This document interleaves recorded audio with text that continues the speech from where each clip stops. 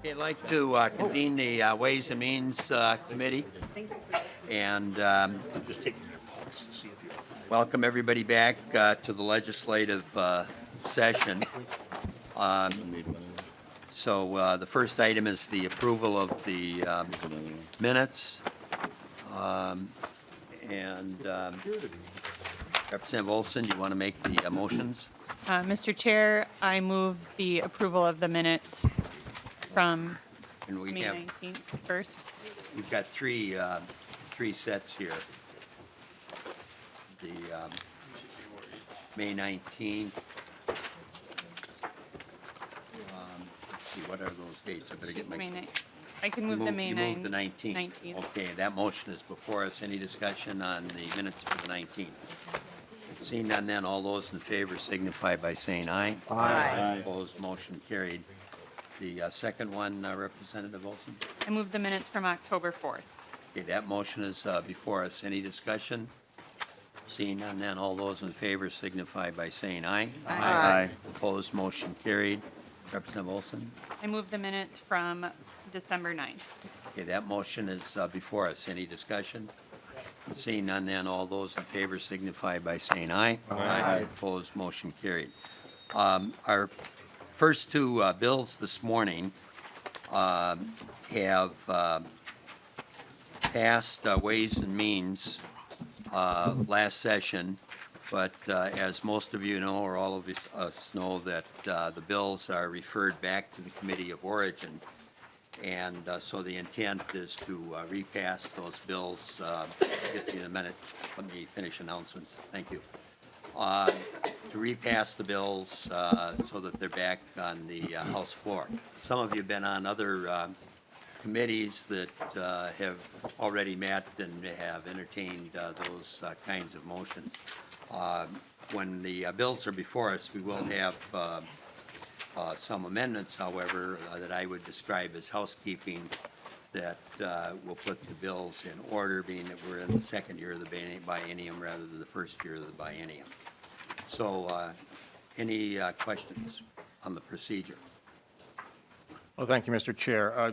My question is in regard to the change in procedure from last year. Last year with the division process, we were using memos to move bills from committee to committee. I understand from what I've been told anyway that we're abandoning that procedure. Is that correct, Mr. Chair? That was a decision by the Speaker, and as I understand it, that was discussions between the Speaker and the minority leader, or one of the minority leaders, Representative Doubt, that we revert back. I've worked under both systems where the bills now will be referred directly to the committees or divisions. And the rule of thumb then is the bill comes out, as was the case with the memo approach, the way it came in. So a bill that's referred to one of the divisions will go out from that division to the House floor, will be re-referred to Ways and Means. So ultimately, if it has fiscal impact, Ways and Means will still be the last stop. Some of you were here long enough to know when Margaret Anderson Kelleher was Speaker, we had the approach that we were working under this last year. And I chaired the Finance Committee, which had jurisdiction very similar to Ways and Means when it came to legislation, and some of you were on that committee. At that point in time, Ways and Means dealt only with targets, and the Finance Committee dealt with the legislation basically, and bills were referred to Finance, referred to the divisions, and then back up. When Thiessen was Speaker, we operated under the system then that the bills went directly to the committees and then were re-referred on the House floor to Ways and Means. Now, the one thing when you mentioned memos that I think should be pointed out, and I didn't engage in the debate a year ago because I thought it might be self-serving, so I just let the minority leader make his points. That rule was in place on the memos under his leadership as speaker. And I'm not sure a lot of people realize that. But the memo approach was there under the leadership of both caucuses, just for your information. Well, thank you, Mr. Chair. So the title of, the committee is being titled as divisions. Those titles will remain, but they really have no other impact on our business? Well, keep in mind that a division has the same standing basically as a standing committee. But yes, they are still, as I understand it, referred to as divisions, but the bill process will be different from last year. They'll go directly to the division, be reported out of the division to the House floor if they act on it favorably, and then if there's fiscal costs, be referred to Ways and Means. So think of the Thiessen model, and then I chaired Ways and Means with Thiessen. So we're kind of back on that, although there are bills that are sitting in Ways and Means, and that were referred to the divisions, and they're still there. Okay, any other questions? Because I do want to act on these bills right away. Right, thank you for that, but just one more point. That action that we take on the House floor has sometimes been controversial as to what it means and what language we use when we move bills off the House floor back to committee. Are any changes there, or how do you expect they'll be handled on the floor? I expect that those will, by and large, be routine motions for re-referral. You know, I suspect, depending on the bill, sometimes there might be some discussion on a re-referral, but that's up to the floor debate. Okay, seeing none, House File 5, Representative Halverson. Welcome. Thank you, Mr. Chair. And House File 5 is the paid family and medical leave bill that was passed out of this committee last year. I do have a handout just as a refresher if the pages would like to share that with folks so people remember the bill. And I do have an amendment to update the bill for the current half of the biennium. Okay, any, Mr. move Chair, the, should I move House? Yeah. Mr. Chair, I move House File 5, the third engrossment be recommended to be placed on the general register. okay, the motion is before us. You've heard the presentation. We do have the technical amendment. Representative Olson? And I would like to move the technical amendment to get the bill in the shape for the author, so I would move the A21. Okay, that motion is before us, and I understand there's an error. Mr. Marks? Mr. Chair, members, we need, yes, on page 5 of the 821 amendment, the language dealing with the Supreme Court should have appropriated the money in 2021 rather than setting the base for fiscal year 2022. So line 5.1 should read, $20,000 in fiscal year 2021 is appropriated from the general fund, and then pick up the language to the Supreme Court for judicial responsibilities associated with Minnesota Statutes Chapter 268B. And then we should add a sentence that said this is a one-time appropriation. Okay, Representative Olson, you want to move that amendment to the amendment? Or Sure. we can incorporate it either way. Sure, I can move the Why don't- correction. It seems complicated enough, or not complicated, but enough language. We should probably move it as an amendment. Any discussion on the amendment? Representative Torkelson. Well, thank you, Mr. Chair. So first, what business is before us? Because I heard her make a motion that this go to the House floor, but there was no talk of an amendment, and now we're talking about an amendment. So what are we working on? Well, the bill, that was, the motion initially is, I understand we're in a little catch-up from last year, but to get a bill before us, there needs to be a motion to put the bill before the committee. That's the motion that she made.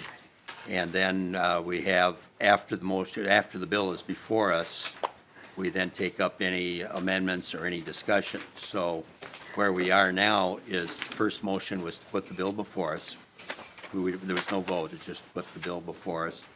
Then we picked up the technical amendment as a motion to the bill, and we found out that there was an error that Mr. Marks discovered, and he just gave us some language to correct the error. So I asked to vote on that separately, so Representative Olson moved the correction to the amendment. Well, thank you, Mr. Chair. I must have misheard that first motion. I thought I heard her That was mention the just to House get the bill floor. before us, yeah. So If it then wasn't to the before us, we amendment, couldn't do amendments or anything like that, Representative Torkelson, as you know, as a committee chair in the past. to the amendment, Mr. Chair, then. First, when was this amendment introduced? Just now, the amendment, what's before us now is the amendment to the amendment, and that is a correction that Mr. Marks discovered in reviewing the original amendment. So that is before us. The overall amendment was posted Saturday. And was, Mr. Chair, was that subject to the 24-hour deadline or 24-hour rule? And did it make it in time? The 24-hour rule was met in terms of my interpretation of it. I thought that, Mr. What Chair, I thought, 24-hour rule are you referring to? I have a committee Or- rule or a committee suggestion. It's not really hard and fast, if that's what you're referring to. just trying to figure out what the rules are, Mr. Chair. Yeah, well, I posted for the committee purposes that, for purposes of staff and so on, but I said we would probably be understanding, and I've never really enforced the committee 24-hour rule. I don't think there was an instance last session. I think most people abided by the 24-hour rule, but I wasn't hard and fast on that. The reason I like the 24-hour rule mainly is so that people have a heads up, but secondly, it helps the staff in preparing our packets and so on if we've got it done in advance. So, Mr. Chair, so then we'll be able to introduce amendments over the weekend for a Monday meeting? Is that how we're going to work? My suggestion and my hope would be you would do it before that, but, you know, we go on a case-by-case basis. I probably wouldn't enforce the 24-hour rule. If it were a strike-everything amendment, I'd probably have to have a discussion with the author, kind of depending on what kind of issue we're doing. Today, this is a good example of a technical amendment because the bill was passed last year to adjust it to match the second year of the biennium. So we're dealing with a technical amendment, and even more technical with the amendment that's before us, Representative Torkelson. Any further discussion? Oh, well, sure, I understand the amendment. The amendment is purely technical. The amendment itself, I would question whether it's a technical amendment, but perhaps after we get this Representative first... Torkelson, the reason I say technical is that is a bill that passed out of committee last year, and what we're doing is adjusting it to fit the second year of the biennium. That's why I refer to it as technical, because some of the language and appropriations have changed because we're in the second year, not the first year of the biennium. That's the difference. Well, Representative thank you, Crawford. Mr. Chair, but Article Representative 3 of this amendment is all brand-new language. Well, let's take care of the amendment that's before us. That's fine. Okay, Representative Crawford. Thank you, Mr. Chairman. So we're on the amendment to the amendment right now? That's correct. Okay, Suggestion by staff that a correction was needed relative to the court. just when we take action on that, if we could just have Representative, I believe Representative Larson's making the motion. Olson. Jeez, it's Monday, I'm sorry. Same thing. As a Carlson and a fellow Scandinavian name, I understand how those get mixed up. Sir, Mr. Chairman, I am completely thrown off because I pulled into the parking lot today and I saw in your parking spot a brand-new Tesla sitting there. So I am just I'm a little off-center today. But yeah, if we could have the author of the amendment, as I assume it would be amended, just kind of walk through the amendment and what it does. Are you talking, Representative Graffo? We have an amendment to the amendment that is technical, a suggestion by staff. Do you want to go through that? It would be helpful, but more equally important is that we cover the A13 amendment as it will be amended. And just a very quick comment. I became interested in a Tesla when I was in the parking lot and talked to the ranking member of the Ways and Means Committee, and I said, "Do you like that Tesla?" And you said, "Would you like to take a ride in one?" And that got me interested, so I later bought one. Yes, and when I said A13, I meant A21, Mr. Chairman. Sorry. Okay. Per the ranking member's request, would you explain that the amendment again, Representative Mark? Mr. Chair and members, on page 5 of the A21 amendment, line 1, and what we're actually, rather than setting a base for fiscal '22, we need to appropriate the money in fiscal '21. So that's the effect of the language. So it would read $20,000 in fiscal year 2021 is appropriated from the general fund to the Supreme Court for judicial responsibilities associated with Minnesota statutes, Chapter 268B, and then adding a sentence saying this is a one-time appropriation. Okay, any further discussion on the amendment to the amendment? Seeing none, then all those in favor signify by saying aye. Aye. Opposed? Motion carried. We now have the amendment as amended before us. Do you want to walk through the amendment, Representative Halverson? Thank you, Mr. Chair and committee members. These changes to the bill are strictly technical. Article 3 looks like it's new language. It's actually a language that was carried in the jobs bill last year, and we moved it over and made some changes to update it for the coming fiscal years because we've lost a year. In addition, if you look to lines 3.18 and 4.4, that changes numerous dates and pushes the dates back from 1 year, except for the ability for folks to start applying for benefits, which moves back 18 months. The amendment also amends a section of law that was changed last year in the wage stuff law, so it gets it up to date with current statute. And deletes appropriations for fiscal year 20, adjusts those to 2021. And that's it. Okay, any discussion on the amendment? Representative Torkelson. Thank you, Mr. Chair. A couple of sections that need a little more explaining, at least for me.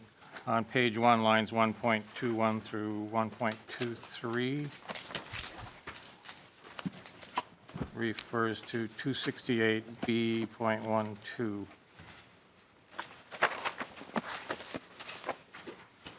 So your question is what, Representative Torkelson? Well, the impact of these lines. What do they do? Representative Halverson? Oh, excuse me, maybe Mr. Sullivan can Yeah, Mr. Chair and members, state that. I believe the purpose of lines 1.3 to on through page 2 is to insert language that was updated in the session last year. So the underlying statute 181.032 was amended in 2019. So the language that you see on 1.21 to 1.23 was actually in the bill. If you're looking at the third engrossment before you on page 3, lines 3.3 to 3.5. And if you see on the amendment on page 1.3, now the header says this is a change to the 2019 supplement rather than a change to Minnesota statutes 2018 to reflect that the language was changed last year. Thank you. Representative Torkelson. Thank you, Mr. Chair. Thank you for that explanation. Then also on page 3, lines 3.14 to 3.18, is that a similar update, or is it just, it looks like new language, just trying to figure out what the amendment's doing, so.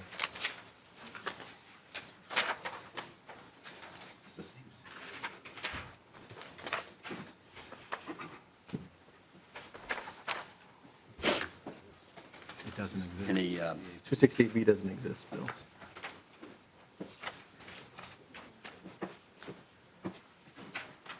Mr. Sullivan?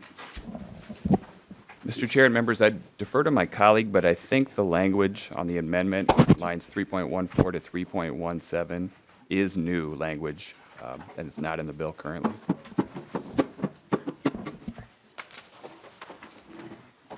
Okay, we have, if you could identify yourself and Martha James from House Research.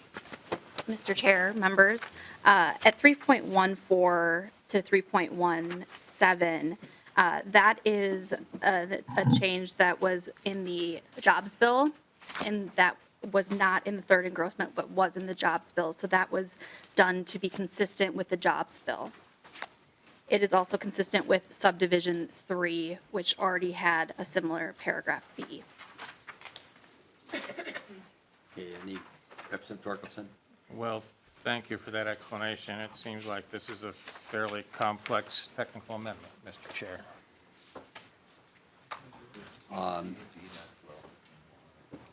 I guess that's in the eyes of the beholder. As I said at the beginning, we were trying to make the adjustments with what happened last session, and it appears that some of it was in other bills, or at least that provision was in another bill. Any further discussion on the amendment? Seeing none, then all those in favor signify by saying aye. Aye. Opposed, motion carried. The bill as amended is before us. Any further discussion? Explain the fiscal note. Seeing none, then all Explain the those, fiscal note. Representative Garofalo. So we're on final passage of the bill now, right? That's right. Okay, so Representative Halverson, so is this bill essentially still a mandatory program that raises assessments on employees and employers and forces them into a government-run vacation plan? Representative Halverson. Mr. Chair, that is not an accurate description of the bill. Mr. Chairman, Representative Halverson, is it voluntary or mandatory?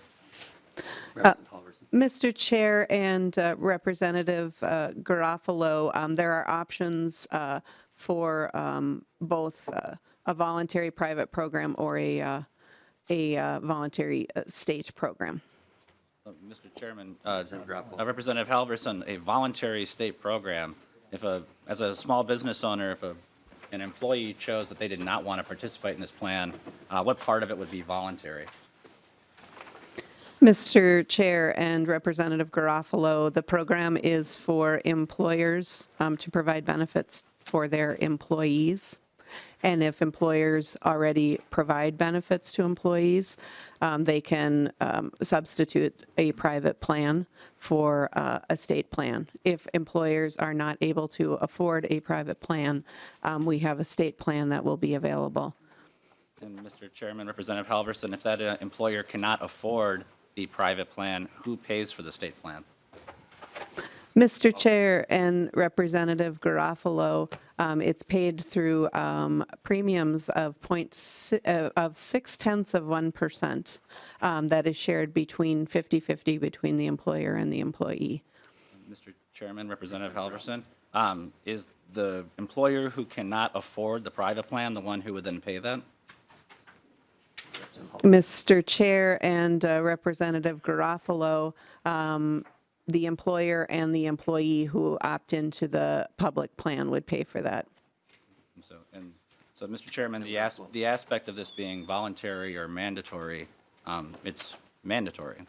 We're not, I think we're using different words here, but it's the same plan as last year in terms of that concern has not been addressed. On the second point of an individual who, if you like your vacation plan and you like your current setup, you can keep it. Is that what your bill does? Mr. Chair and Representative Garofalo, this bill is not a vacation. This bill is for people who are recovering from serious medical conditions like childbirth, serious child development time like bonding, serious catastrophic medical incidents like cancer or a broken hip, perhaps, that might keep somebody out of the workplace in order to recover. And so equating any of that with vacation is unfair to anybody in Minnesota who is suffering from a severe medical condition. Mr. Chairman and Representative Halverson, then we'll use your language. If you like your current situation as you have it, can you keep it? Representative Halverson. Mr. Chair and Representative Garofalo, employers get to make a choice of what kind of plan they want to offer. We are very providing flexibility for employers to provide a private plan if they so choose. Disability plans are common in the marketplace, and many employers have disability plans in place. Less common is a family leave plan where you get time for bonding. This is why we're having such catastrophic issues with childbirth, where you've got 1 in 4 women returning to the workplace within 2 weeks. 1 in 4 women returning to the workplace in 2 weeks of giving birth. And so we're having serious medical issues and bonding issues that are cropping up because we don't have this kind of insurance in place for people to be able to work and have their babies and take the necessary leave to be able to work and take care of their own physical health and recovery for serious medical conditions. Mr. Chairman Representative Groff. and Representative Halverson, again, you've accurately described a legitimate problem. I'm just asking that if you like your current setup, can you keep it? I'm just asking. I recognize the problem, but if you like your current plan, can you keep it? Representative Halverson. Mr. Chair, there are parameters in place for what a private plan would have to cover. And it would have to be equal to or greater to than the payout of what the state plan would cover. And so, Mr. Chairman, is it fair to say the answer to that question is no unless you do what the law says? Mr. Chair, Representative Garofalo, I think that is the way that life works. We do what the law says. Representative Groff. Yeah, I have no further questions. Representative Torkelson. Well, thank you, Mr. Chair. I note that this amendment is accompanied by a rather extensive fiscal note.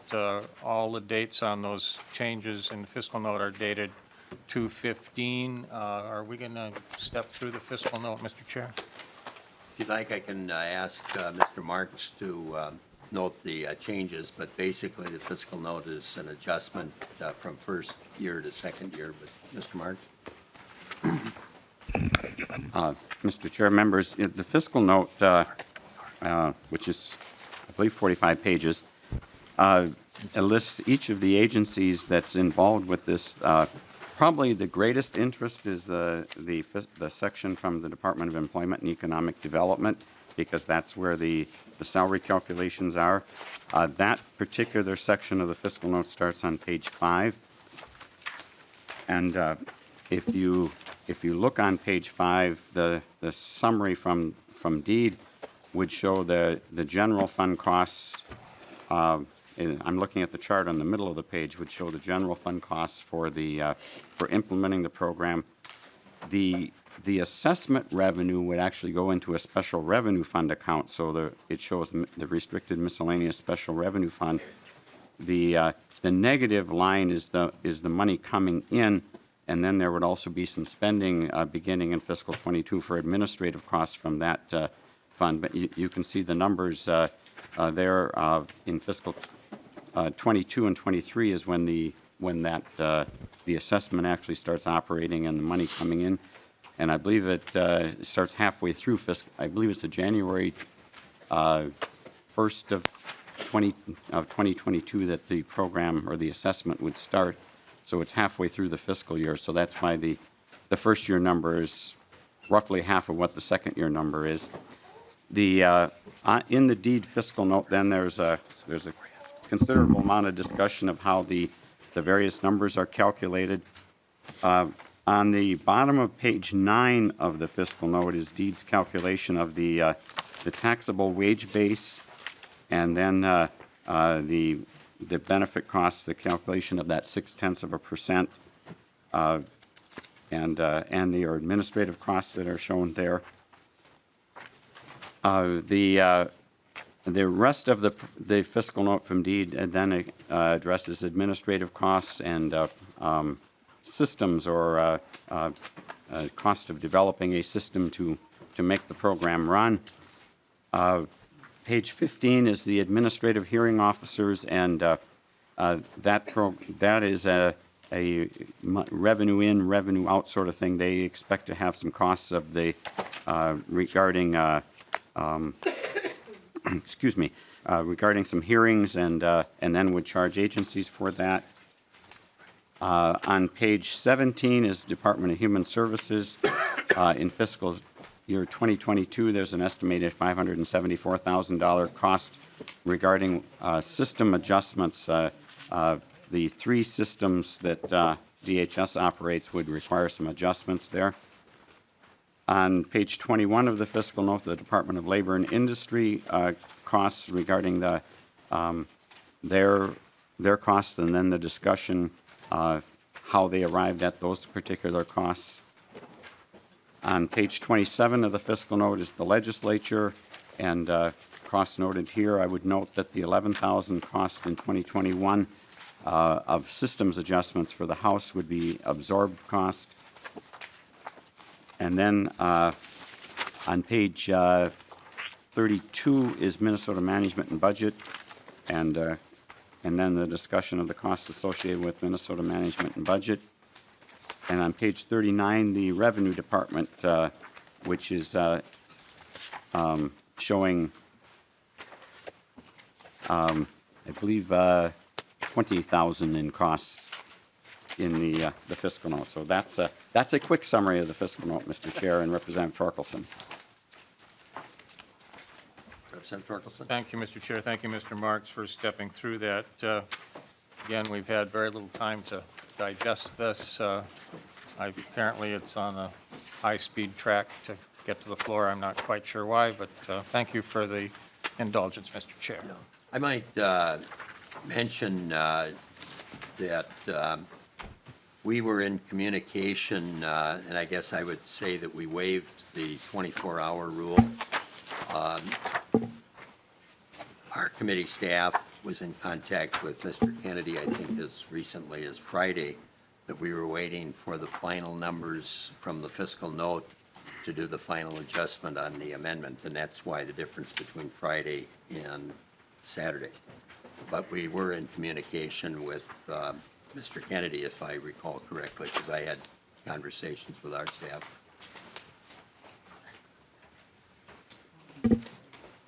Oh, Mr. Martin. Mr. Chair, Representative Torkelson, I need to correct one thing. I said $20,000 for the Department of Revenue. That $20,000 should have been Supreme Court cost.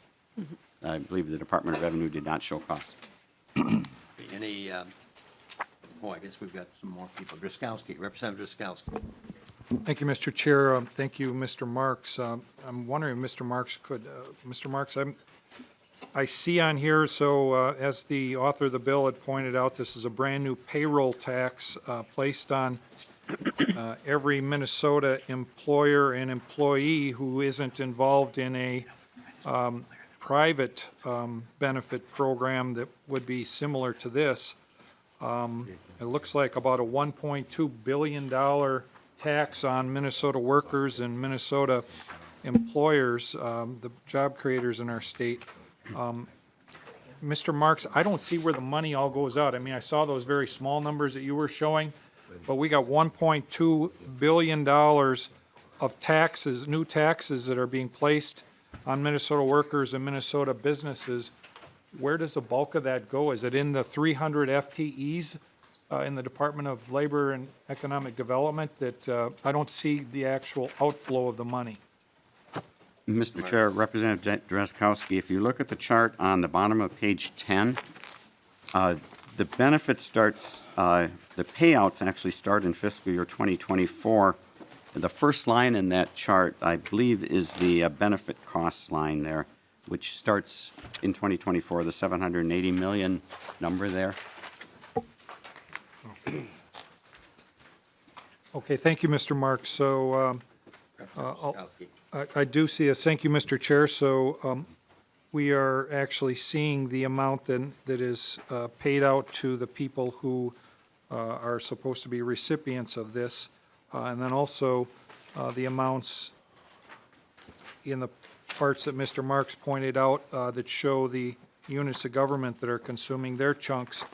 But Mr. Chair, this is a $1.2 billion tax on the hardworking people of Minnesota and on the hardworking businesses that are working to bring our economy forward.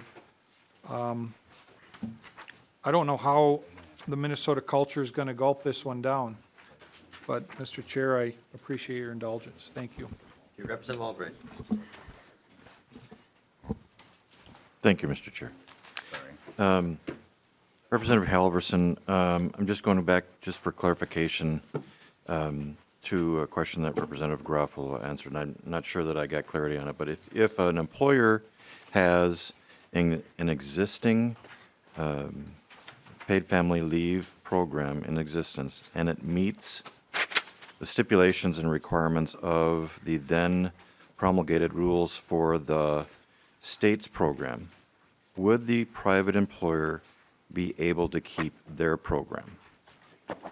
Representative Halverson. Mr. Chair, Representative Albright, employers have the choice of providing a private plan that pays out equal to or greater than the current plan in providing the leave, or they can participate in the state program. Employers also have the option to participate in only one portion of the state program if they have a medical leave policy in place, which many employers do, but they don't have a family leave policy in place to allow for bonding with a new baby, care for a sick relative. They can participate in half of the program, pay half of the premium, and get half of the benefit. Mr. Chair, Albright. I won't belabor the point on that. I do want to have a conversation about the IT build. Representative Halverson, we had a lengthy conversation last session on this, and I don't see that anything's changed or has there in your understanding in terms of the build out of this program from the computer standpoint, the software standpoint. Has there been any changes? Representative Halverson. Mr. Chair, Representative Albright, there are always changes in technology. Technology is growing and changing extremely quickly. With regard to paid family medical leave, we actually know and have at our disposal as a state much more with regard to technology that works, that our state government will be able to avail itself of. And so what's changed is that we know more and have increased even more our confidence in being able to build this out. Minnesota is undertaking a large rebuild of its UI program, which this program is modeled on. And so everything that we are doing on the UI side, we have the ability to leverage in parallel. In addition, we've got states that have got their programs up and running, such as Washington State, which is paying out benefits successfully to its employees and has had a very successful rollout of its IT and rollout of its program. And so we know more. And I think that what this information has done from the agencies that I have talked to and the stakeholders that I've talked to has increased the confidence which with we are going to be able to roll this out successfully. Mr. Chair, Representative Albright. Representative Halverson, I do take exception with your answer from the standpoint that our UI system, which has been in existence for about 10 years now, took a long time to put into existence from a software IT build. It actually didn't take as long as, or did take as long as the proposed timeline for what you're proposing in this system. Consequently to that, I think that if you take a look at the Washington system, I think they had to extend out their implementation and rollout features. A couple of other things. You note in your timeline that benefits will start to be received in, I believe it's 21 or 22, but yet the system itself won't be operational until 24. So are you proposing that we're going to roll out a computer software system before it has been beta tested or actually has been verified to deliver that which we paid for? Halverson. Mr. Chair, Representative Albright, that is not correct. According to the fiscal note and what we heard from Mr. Marks, benefits start getting paid out in 2024. Mr. Chair and Representative Halverson, I think in light of such debacles as Minlars and Minsure, you are literally creating a new division within deed. You are going to create a new claims processing system, a new application system, a new data retention system, and a new appeals process. And yet you have the striking confidence to say that you're going to hold up Minute and others, outside vendors, to deliver this system in less than 48 months when our own UI system took 10 years. I find that implausible. Thank you, Mr. Chair. Representative Vogel. Thank you, Mr. Chair. Looking at page 6 of the fiscal note, just a little bit of clarity there since this is a revised fiscal note. And it appears that in 2022 and 2023 that there would be going into the special revenue fund, and maybe I need a look explanation, I'm not sure from who, $1,266,000,000, and then there's expenditure, there's revenue transfers in of $1,347,000,000. But I'm hearing that the benefits don't get paid until 2024. Could somebody just explain how the fiscal note is working there? Because it would appear that there's money being collected from the employers, and it looks like there's money going out, but I'm hearing there's not been any benefits until 2024. Mr. Marks. Mr. Chair and Representative Vogel, on page 6 of the fiscal note, if you look at those special revenue fund numbers, the line in the first box where it says restricted miscellaneous special revenue, and the numbers are 446,199 and 857,271, those would be collections that would begin on January 1st of 2022. So the assessment begins in the middle of fiscal year 2022. And so that is showing the revenue coming in. No benefits are paid, but the administrative costs start getting shifted from the general fund to that special revenue fund, so that the assessment starts paying for the benefit or some of the administrative costs at deed as well. And then if you go down to the next set of numbers that are labeled 1, expenditures, you can see where it says restricted miscellaneous special revenue fund. The spending would be $2,875,000 in 2022 and $40,877,000 in 2023. Those would be related to administrative costs, not to benefits yet. And then, so that's where the net coming in is or then the line 2 rather, or I'm sorry, section 2 where it talks about revenues. I misspoke earlier. The top line is the net effect on the fund. Where it says Part 2 revenues transfers in the restricted special revenue fund, the assessment would raise $449 million in 22 and $898 million in 23. So it's the assessment starts in January of 2022. The benefits start, I believe, a year later, halfway through fiscal 2020, or 2 years later. I have to go back and check those numbers. But. Representative Vogel. Thank you, Mr. Chair. And that was my question on this, is getting this straight. Are we expecting employers to pay into a fund for a year or two and not get any benefits paid out, so that basically then it looks like, from my perspective, that the employers would be paying into this fund, the fund would build and sit there for a couple of years before anybody would get a benefit out of it? Is that, or am I looking at it wrong?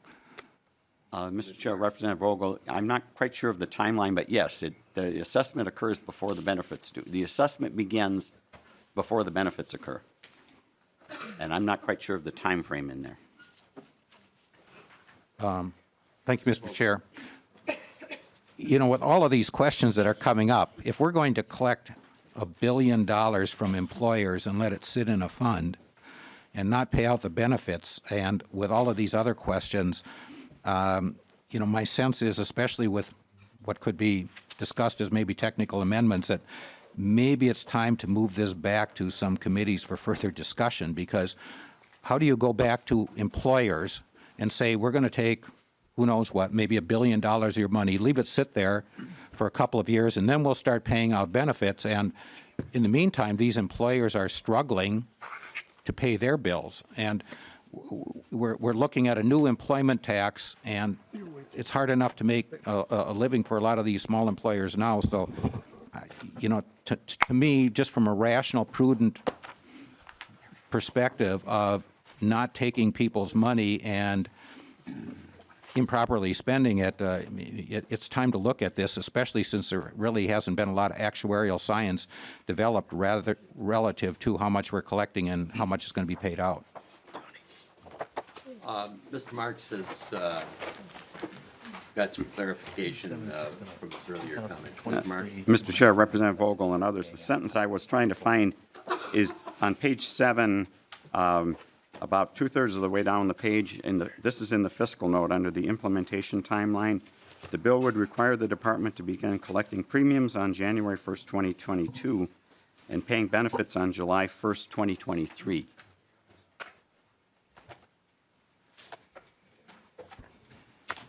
Representative Vogel. Thank you, Mr. So bottom line is, we're going to be collecting premiums, tax actually, from employers for a year and a half before anybody would get a benefit out of this fund? Representative Halverson. Mr. Chair, as we've seen with other states, you actually need a fund of money to pay out of.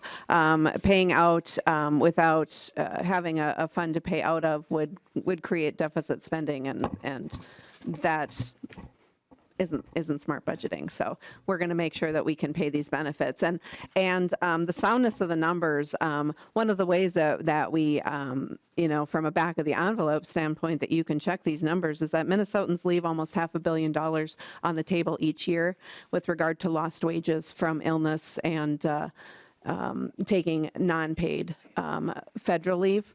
And so we have $1 billion need of wage replacement in the state of Minnesota for hardworking Minnesotans who have an unfortunate circumstance of having an accident or an illness, or a fortunate circumstance of getting to welcome a new child into their home. Representative Hertaus. Thank you, Mr. Chair, and all good questions. I think we've established, as Lead Garofalo has pointed out, this is not voluntary. It is a tax on businesses for a year and a half without any benefit. Representative Vogel's question raises in my mind, before I get to the question that I wanted to ask, is if we're collecting a pot of money, what happens to those workers who have an injury, illness, pregnancy in that first year and a half? Are they just out of luck with regard to the taxes they've paid and don't get any benefit from this program? Or will there be something retroactive to reimburse them once the money is available? Representative Halverson. Thank you, Mr. Chair, and thank you for that question, Representative Hertaus. You're exactly right. I mean, Minnesotans are certainly very vulnerable to lost wages, and that's why this program is so very important. If there is, I would certainly be willing to sit down and talk to you about an option for retroactive benefits if you think that that is a need. But what we are doing is building a system based on the 80-year success of UI, and making sure that from 2023, the middle of 2023 forward, that Minnesotans have protection for their wages that they lose due to illness or injury or the welcoming of a new child. Thank you, Mr. Chair. Mr. Chair and Representative Halverson, you know, I guess there's been a long-standing tradition of something we're all taught in basic civics class, and that is no taxation without representation. I would have a great concern for somebody who had planned their last pregnancy or their child to have been paying in for this and feeling as though they were taxed for something in which they get no benefit but are going to pay for someone else. To my question, Mr. Chair, with regard to some of the other employer-borne and employee-borne taxes, payroll taxes in particular, unemployment compensation, for example, is not really shared or borne by the employee. It is 100% on the employer. The UC fund, we've had good times and certainly full employment, and that pot of money is filled. But a new payroll tax like this will force employers to be a fiduciary of another account, probably a whole nother set of paperwork to file and to timely remit funds to the Department of Revenue to fund this program.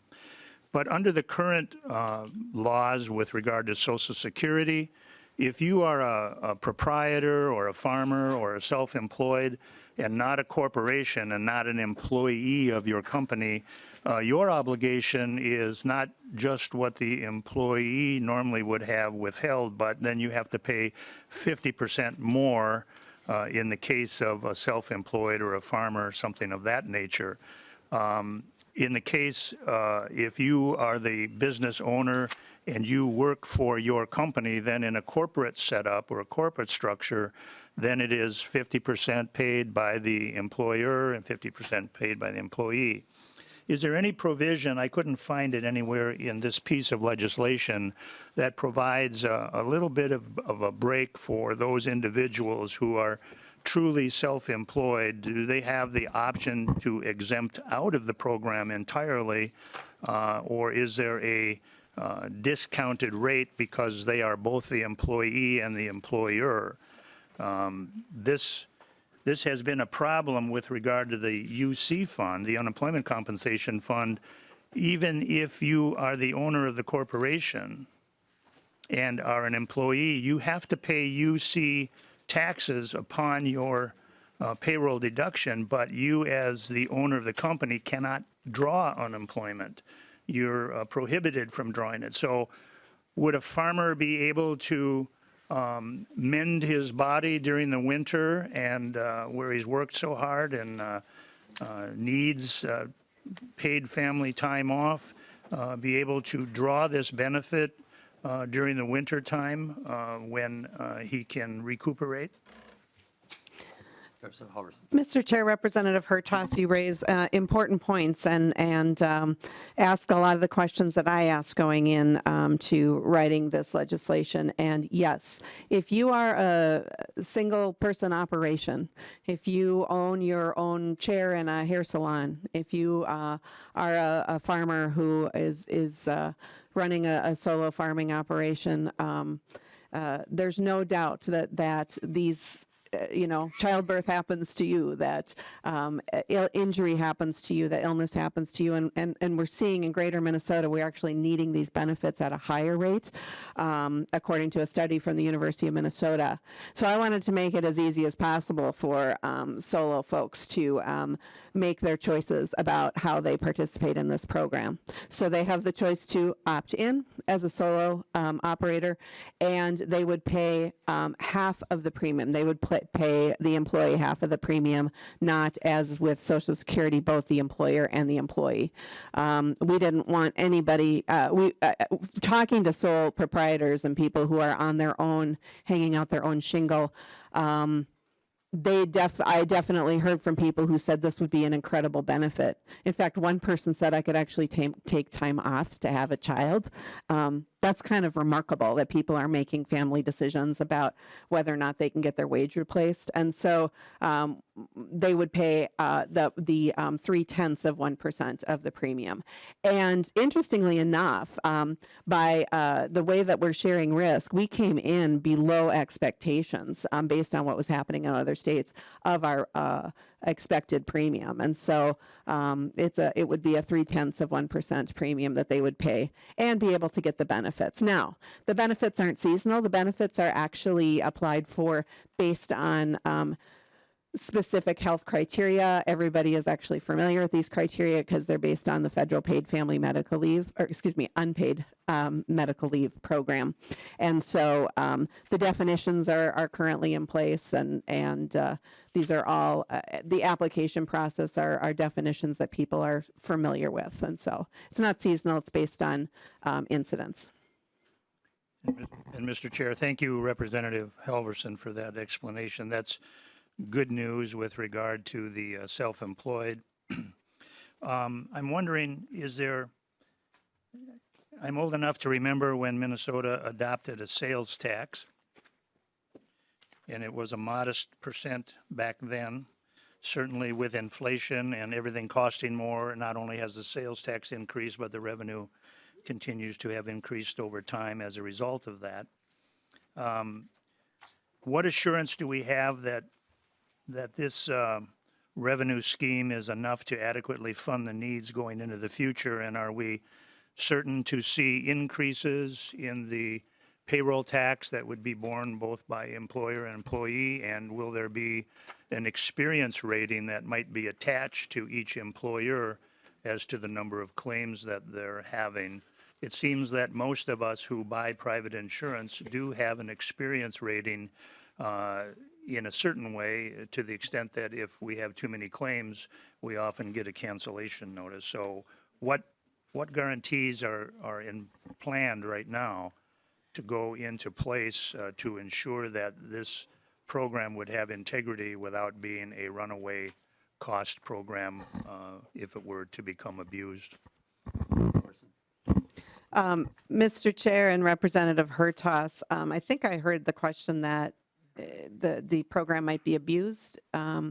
There are many safeguards in place so that this program is not one ripe for abuse. There have been allegations leveled that people are just going to use this time to go on vacation or hang out. There are no incentives in this bill to actually, in the public program, to do that.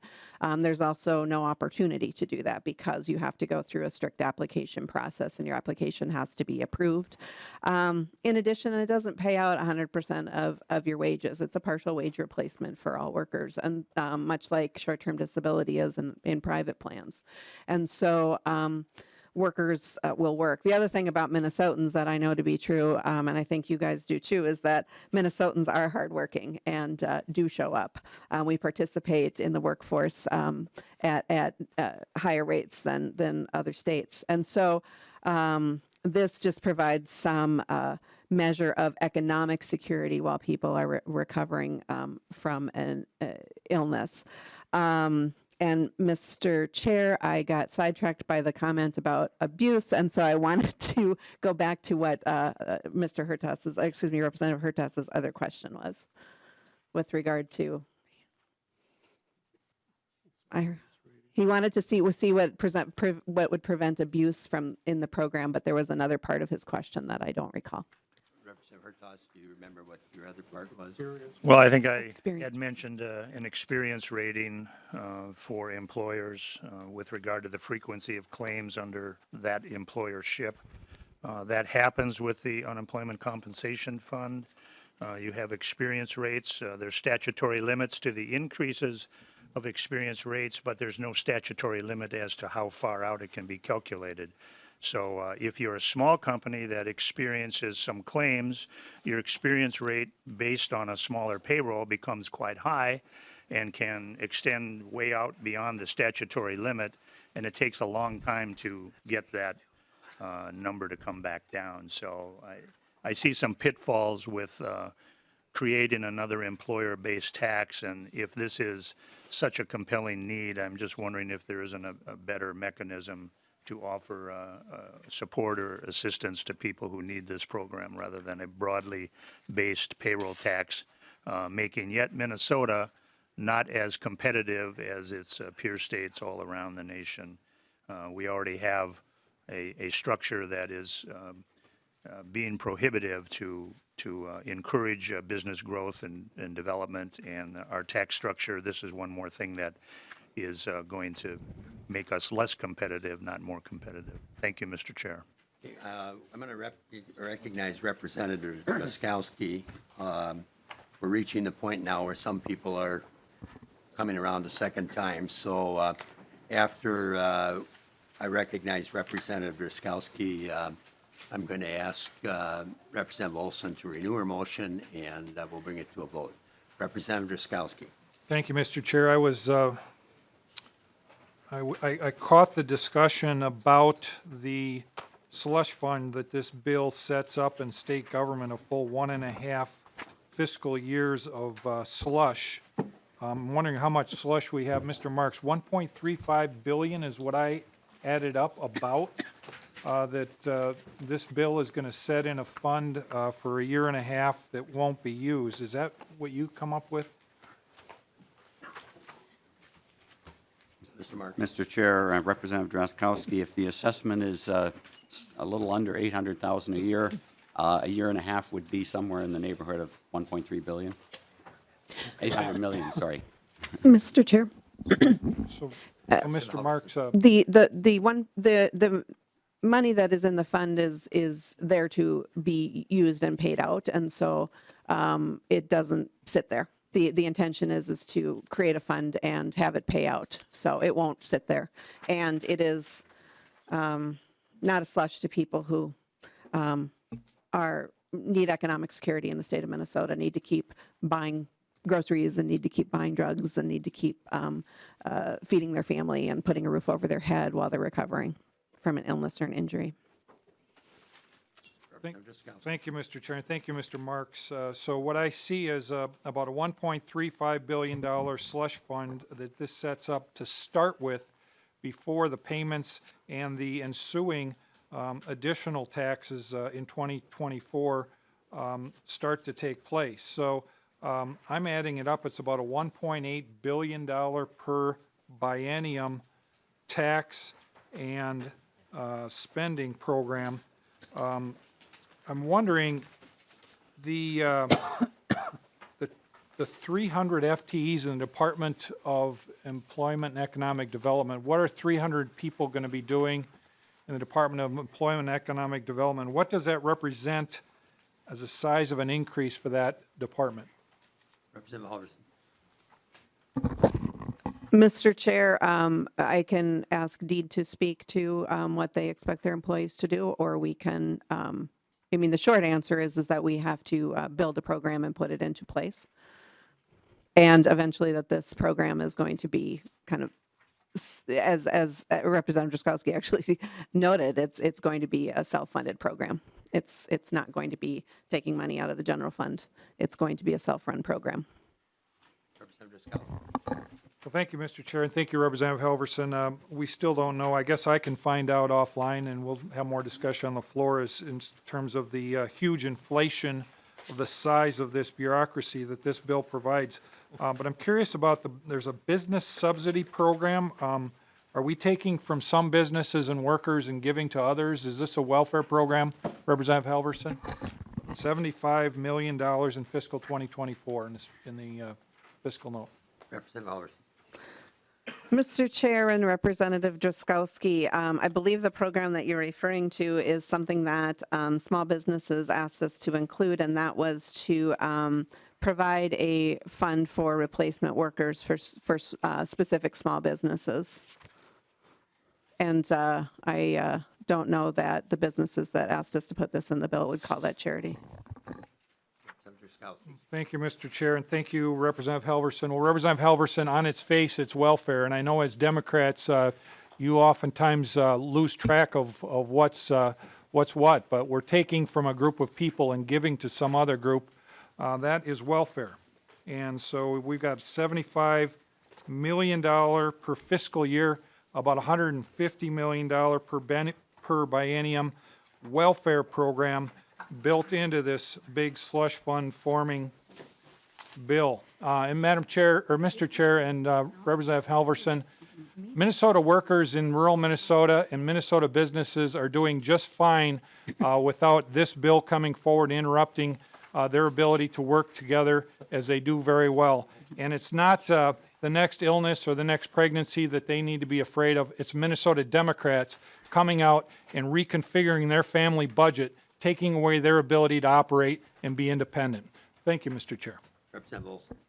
Mr. Chair, I renew my motion that House File 5, the third engrossment as amended, be recommended to be placed on the general register. Okay, the motion is before us. Any further discussion? Seeing none, then all those in favor signify by saying aye. Aye. Opposed? No. Motion carried. We now have House File 11 before us. Representative Lesch. And Representative Wilson. I move that House File 11, the second engrossment, be recommended to be placed on the general register. Okay, the motion is before us. We do have amendment. I move the A13 amendment. Okay, the amendment is before us.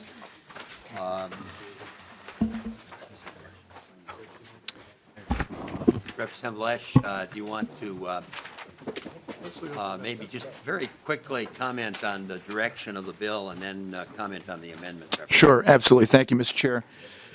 I've been carrying this bill in various forms for years, actually, since before you could get Facebook, because everyone gets sick. We want Minnesota to be a caring state where our families are healthy and safe. So far, almost 1 million Minnesotans currently do not have access to paid sick and safe time. That's 36% of Minnesota workers. And these workers face a terrible choice between caring for themselves and for loved ones in need, and the loss of wages or even employment, because in many cases, you can still get fired for having to take time off work to care for a loved one. So it's a common sense proposal. And when I first started carrying this, there was only one jurisdiction that had earned sick and safe time, one city in the nation. We're now up to 10 states have passed some version of it, and 33 separate local jurisdictions. And they've done so because it improves recruitment and retention, lowers employer health care costs through better use of preventative care, lowers presenteeism, which when I first started carrying this was $6 billion a year, as calculated by the U.S. Chamber of Commerce, and it reduces workplace injuries. So the Minnesota Department of Health noted in a 2015 white paper that many of the employers that are least likely to have paid sick and safe time work in jobs like food service or childcare. Those are the jobs where you definitely want people to have sick leave. These are the people working on the other side of the sneeze guard at Subway, okay? You don't want them to be sick when they're making your little turkey sandwich. So no matter where you live, yeah, the color of your skin or any kind, wherever you come from, we want make sure people have the same things. You can snuggle with your kids when they're sick to make them feel better. You can see your doctor before your illness goes from bad to worse, and be able to recover from the flu without worrying about missing bills or losing your job. So House File 11 is about moving forward to have Minnesota be that kind of state that we all want it to be. The amendment, Mr. Chair, the A13 is a technical amendment, does nothing other than to update statutory references after last session and update the figures to reflect the 2020 fiscal note. Okay, the amendment is before us. Any discussion on the amendment? Representative Kreshaw. Thank you, Mr. Chair, and to the bill author. Just, I noticed that we're bringing the fines up from 1,000 to 10,000, and you had mentioned child care. So, knowing the child care shortage we have, is there a possibility where somebody who fails to do paperwork or, I mean, just is overwhelmed in these small child care, suddenly they're facing a $10,000 fine for a paperwork omission? I mean, that's large to a child care provider that's barely trying to break through. And is there going to be any leeway to help them? Well, Mr. Chair and Representative Kresha, a maximum fine is rarely imposed. I practice in the criminal courts and do administrative law, and having that fine out there is an incentive to get people to comply, not to try to catch them and say, okay, we're going to stick you with this. So I don't anticipate that there's going to be that high of a fine imposed. I would expect that the direction is going to be to ensure compliance so that everyone follows the law. Thank you. And I appreciate that. I acknowledge that you don't anticipate, but that doesn't mean it can't happen. That doesn't mean a rogue department member can't imply or impose the full fine and put a rural child care provider into very dire straits over a paperwork omission. I mean, you can't guarantee that. Is that correct? Well, Mr. Chair and Representative Kresha, no, you can't guarantee anything. Okay, we have Representative Torkelson. Well, thank you, Mr. Chair.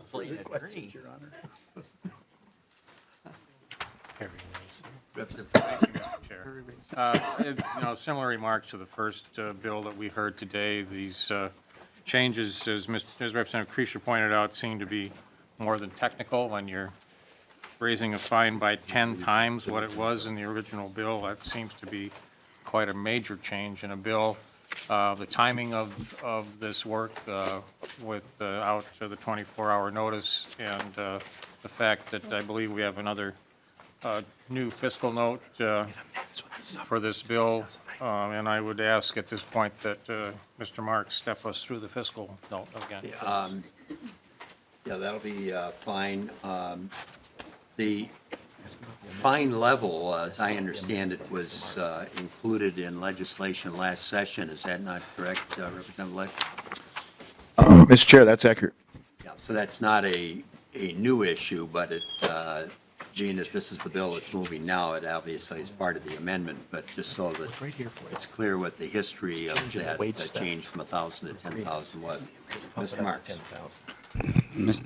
Excuse me, Mr. Chair, members, in the fiscal note for House File 11-the 1A version, there are 3 agencies involved with this fiscal note, and you can see on the front page, Administrative Hearings, Labor and Industry, and Minnesota Management and Budget.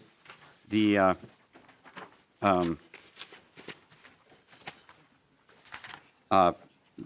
administrative hearings part, or I'm sorry,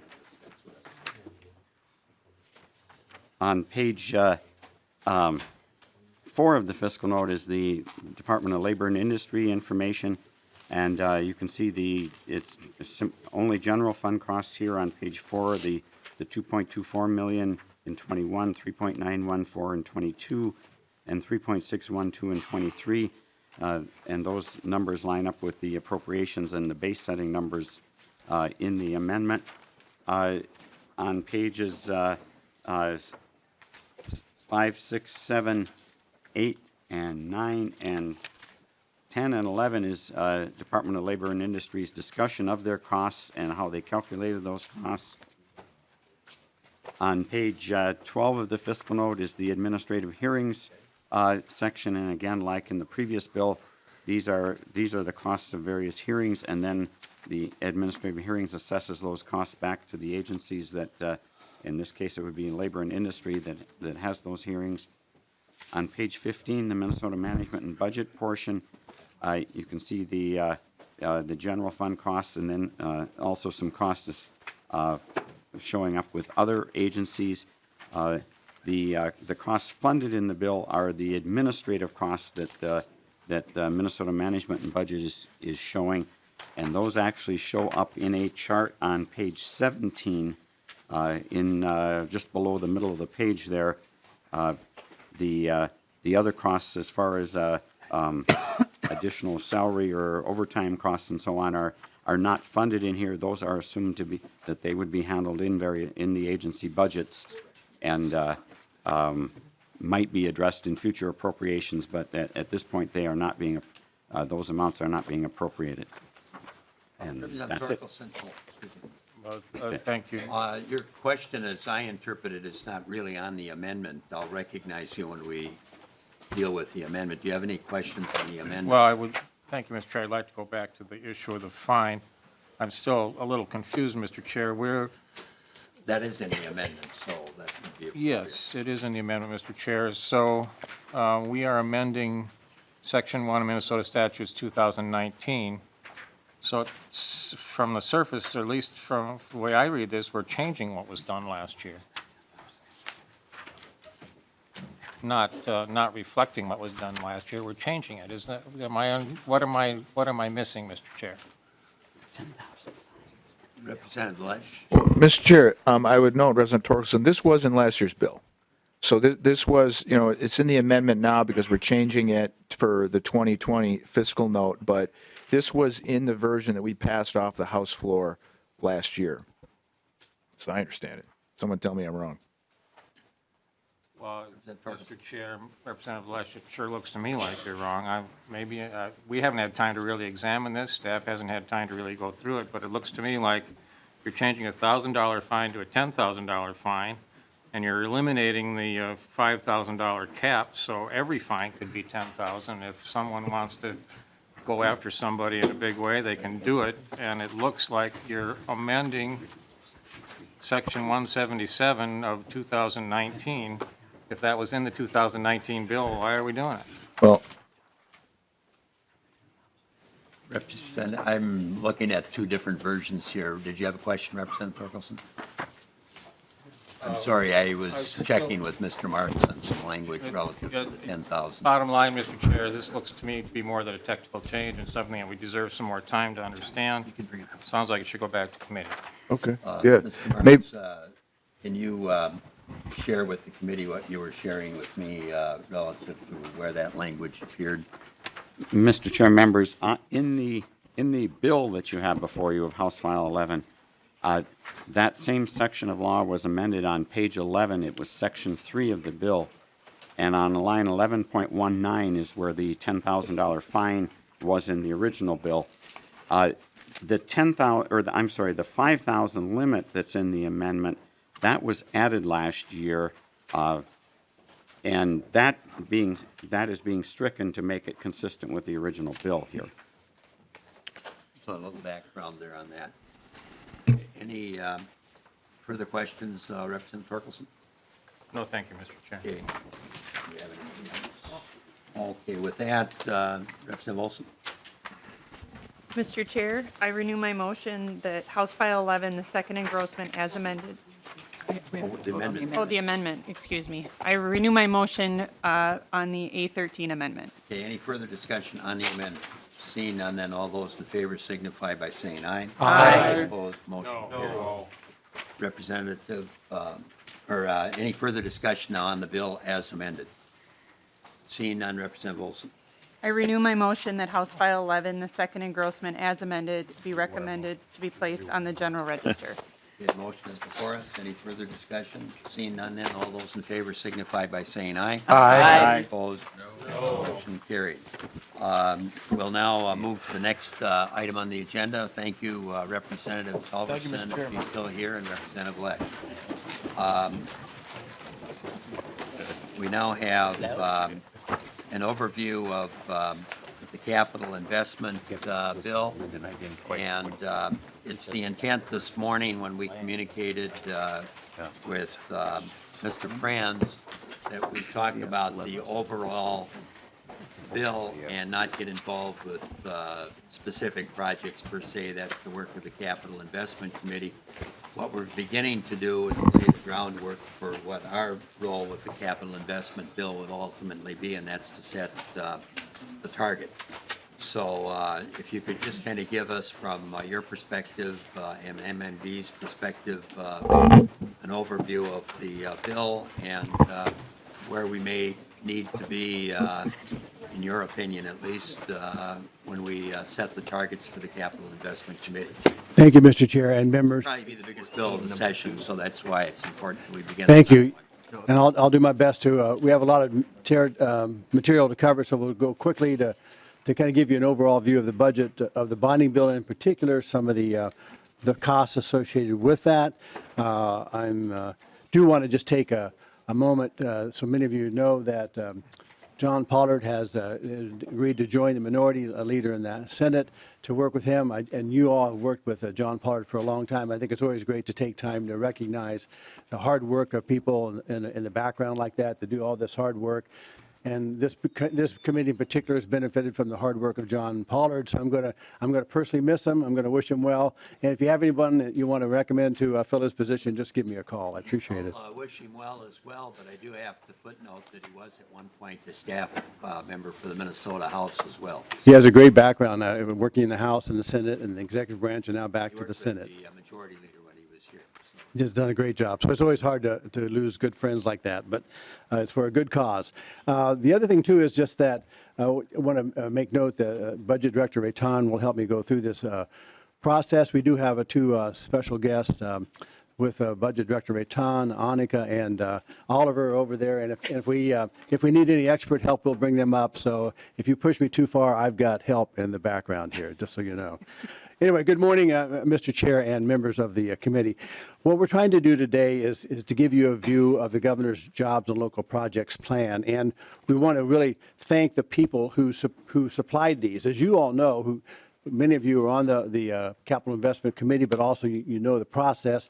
This is a list of projects submitted by people around the state of Minnesota, by state officials, University of Minnesota, Minnesota State, and local government officials, local units of government. They do a really hard job of putting this together. Some of you go out and view these projects, we do, but it's great. It's a great amount of work that they do. This is their list. This is not the governor's list. This is their list that's been submitted that we're trying to put together in a package that we hope you will pass. I also want to recognize the business leaders and state leaders that have come before us. Now, a lot of these projects, or these dollars, are there to upgrade or enhance or take care of asset preservation of existing buildings, existing projects. These investments were made before by those of you, by people who, some of you, and by people who are in your seats before. And I think it's incumbent upon us to really deal with that. I also want to thank our staff because we did a lot of traveling. But I'll let Budget Director Rayton talk a little bit about the process and just quickly before we get into the overall numbers. Good morning. Mr. Chair, members, my name is Britta Rayton. I'm State Budget Director at MMB. We started the 2020 capital budget process at MMB nearly 1 year ago by asking state agencies, the University of Minnesota, Minnesota State, cities, and counties to submit their proposals. When it was all said and done, we received more than $5 billion in capital requests from state agencies and local units of government. And this is a 60% increase from the requests that MMB received only 2 years ago. MMB worked with the governor and his staff to ensure the capital budget was developed using a more inclusive and transparent process. For the first time, we created an online space to collect public feedback. Minnesotans were able to tell us about their community needs by commenting on local government investment projects that were up for consideration. The comments are all visible on MMB's website. Governor Walz, his staff, and MMB reviewed this input as we developed the plan. As part of the review process, Governor Walz traveled to communities across the state on a bonding tour to see firsthand the needs of local communities. And MMB staff spent hundreds of hours traveling, touring the submitted projects, and meeting with Minnesotans. We want to thank community leaders, legislative leaders, and the Minnesotans who welcomed us. They are all fiercely proud of their communities and want to partner with the state to invest in future success. While developing this proposal, we evaluated all projects based on factors such as readiness, urgency, and commitment to Governor Walz and Lieutenant Governor Flanagan's One Minnesota priorities, such as how they support children and families and creating a more equitable Minnesota.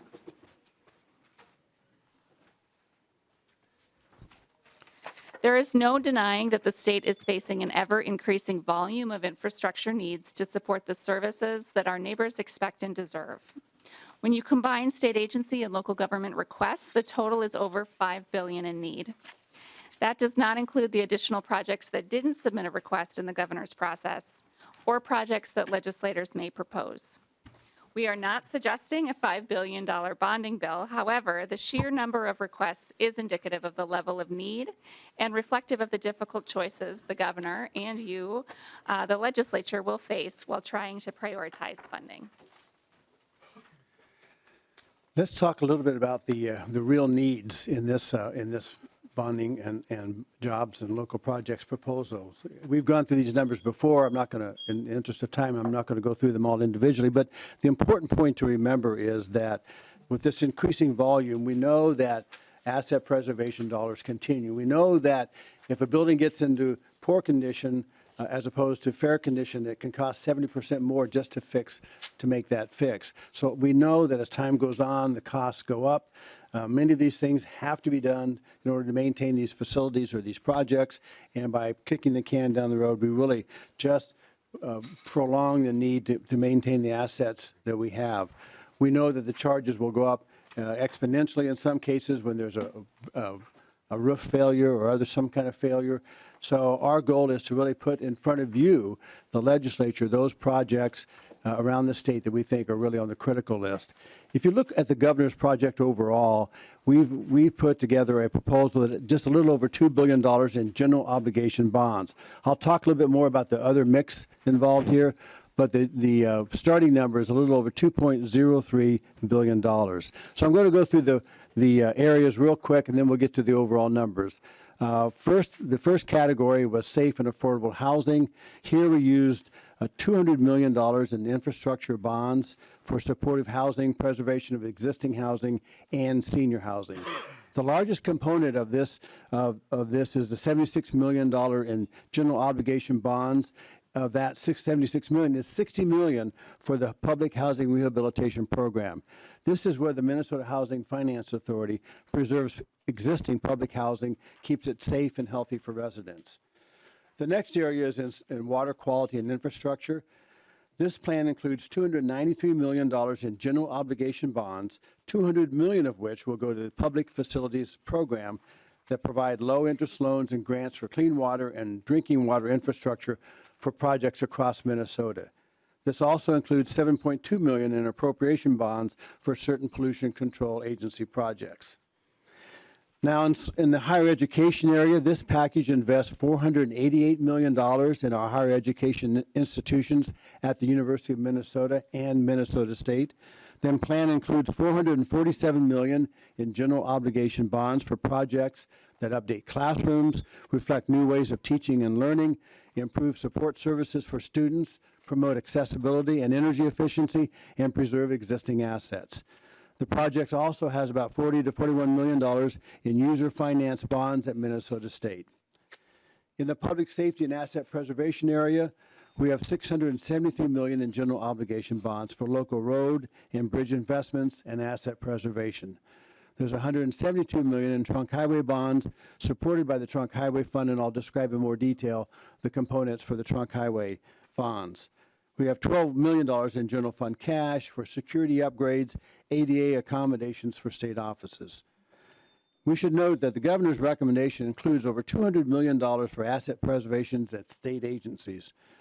The state's deferred maintenance backlog, as the slide showed earlier, is $1.7 billion. The rating agencies across the country have put states on notice that they will consider how we're keeping up existing facilities as part of our overall asset health around the state. In other words, if we want Minnesota to continue to have the credit rating worthiness that we have, we need to make sure that we fund asset preservation, or it can become a credit risk. In the quality of life area, we have $536 million in general obligation bonds for state and local projects such as community centers and parks, $50 million in user finance bonds for the Rural Finance Authority to provide low-interest loans to farmers. We have $44 million in cash, a portion of which will help support capital projects at nonprofits that work to make our communities more equitable. Governor Walz and Lieutenant Flanagan, in particular, wanted to provide $30 million in general fund support for capital projects that will enhance the capacity that are led by different proponents in our communities of color and American Indians. The statutory capital budget process that MMB administers is open to public entities, as you know, across the state. But many times we know that nonprofit organizations are important partners in public service. Over the past several months, I've heard from several nonprofits that plan to come before this committee and other committees to request general fund cash for their capital projects. The groups that we heard from only represent a small part of the need that exists across the nonprofit community.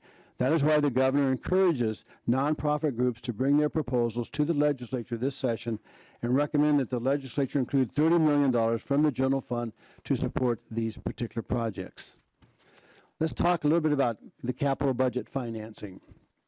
First, let's talk about the general obligation bonding recommendations. As you can see from these categories, the overall budget plan calls for a little over $2 billion in general obligation bonds and $600 million from other financing that I'll mention in a moment.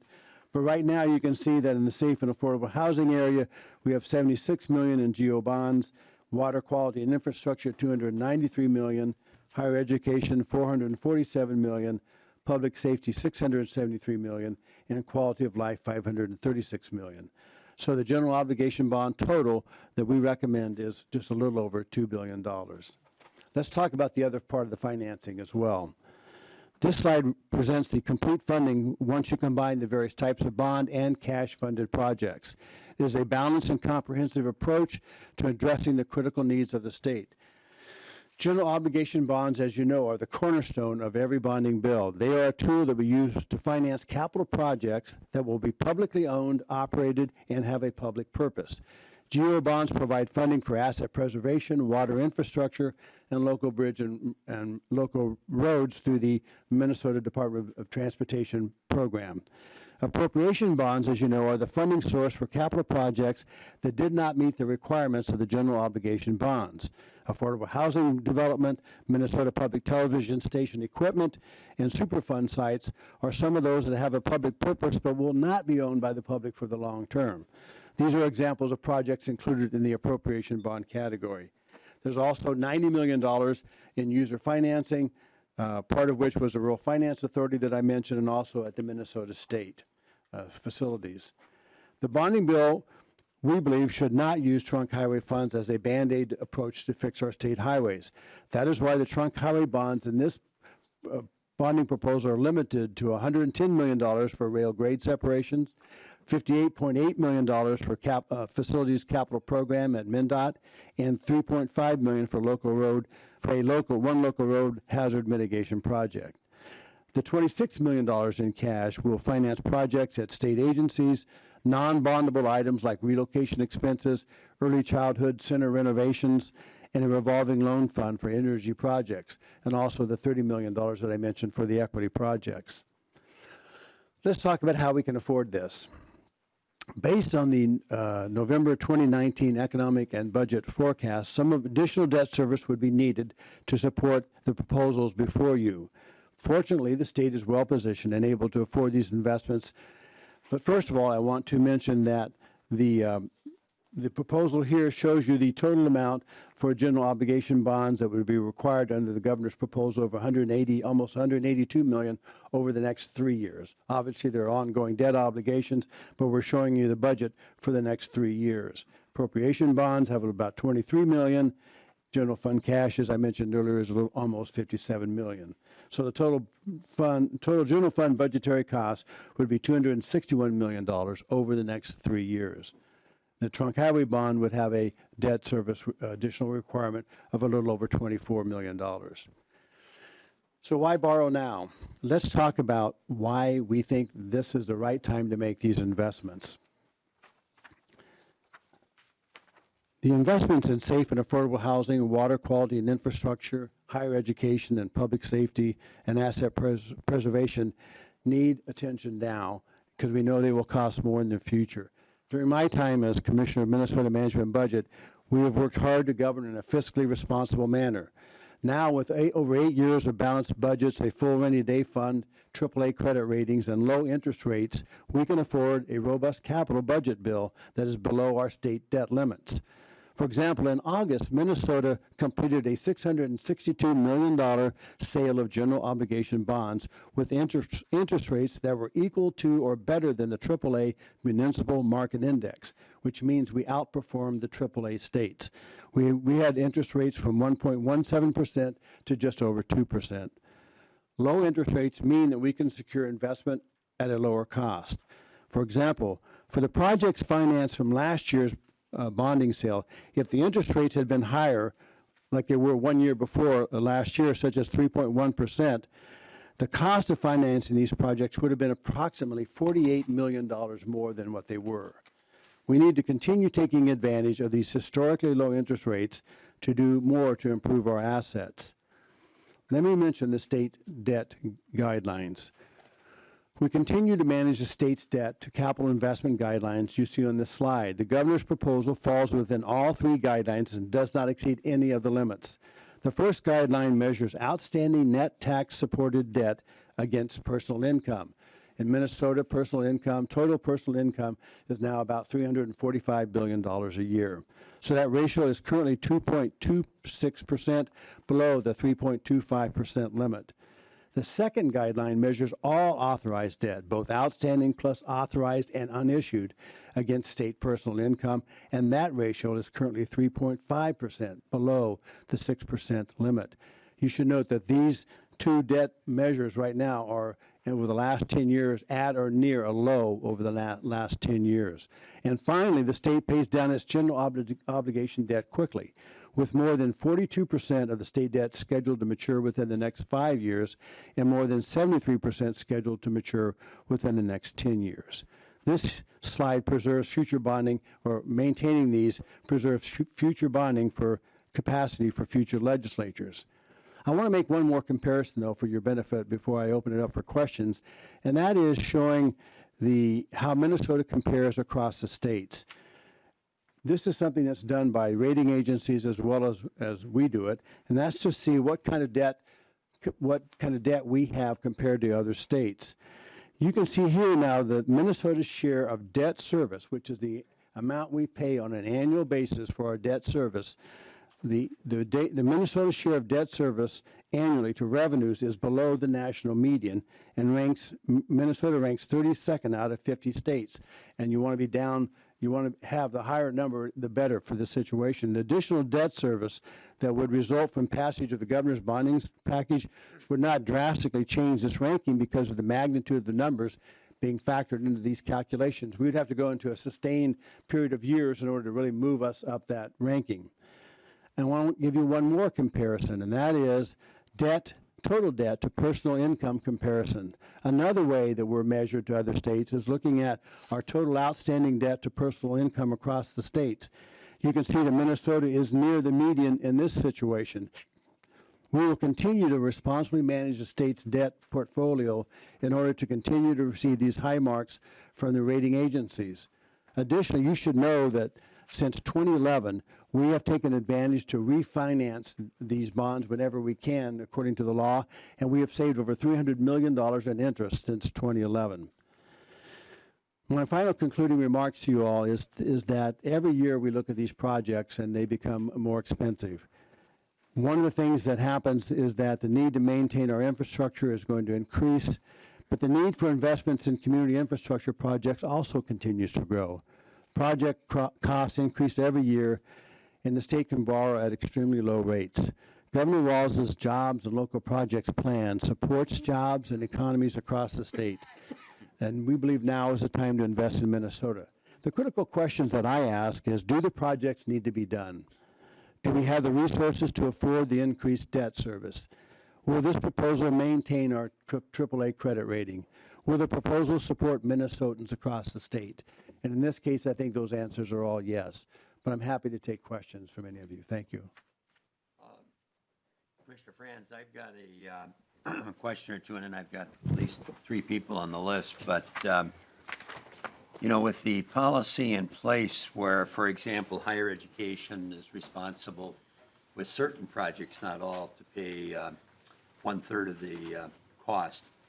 And do you have any information on what the tuition impact of that would be? And I'm asking about 2 numbers. If you know now, fine. If you can get back at least to me later or to the committee later, that would be great. But what part of the tuition load is due to capital projects already? And then with the current request, what that means for potential increase in tuition. Maybe you can just give a yes or no. If you have the information, fine. If you don't, you can get back. Mr. Chair, I do not have that information. I do know that both of those leaders are going to be testifying this week in the legislature, but I'll alert them and make sure that, and we'll check on that information, but I don't have it with me. That I perceive as, you know, an issue for both capital investment and ways and means, because we're talking about, you know, what the fiscal impact would be. For the benefit of some, that was a policy that was originally put in place, quite frankly, because we had needs, capital request needs, and it was a Senate proposal that came forward many years ago that for certain projects that the higher ed community would pay 1/3 of the cost. So, okay, you'll get back on that.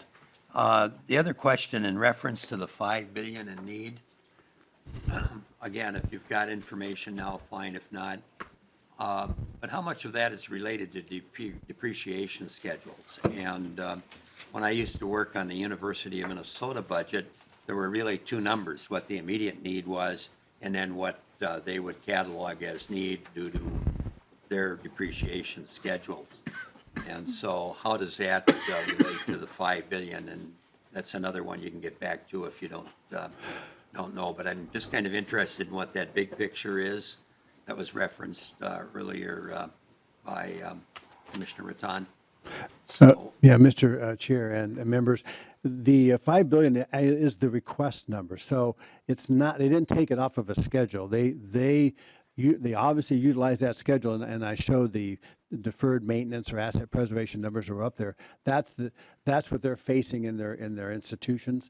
But when they put together their bonding request, both the state agencies, the University of Minnesota, Minnesota State, they have specific projects that they want to engage in, and they have an amount for HEPR, as we all know, higher education asset preservation, and so repairs. And so that is a specific request. They go beyond just the schedule, and they make what they think is the right number to ask for. So it's not based on depreciation, it's basically the bottom line answer then. Mr. Chair, it's informed, I'm sure, by it, but it's not just based on that. Thank you. Representative Lilly.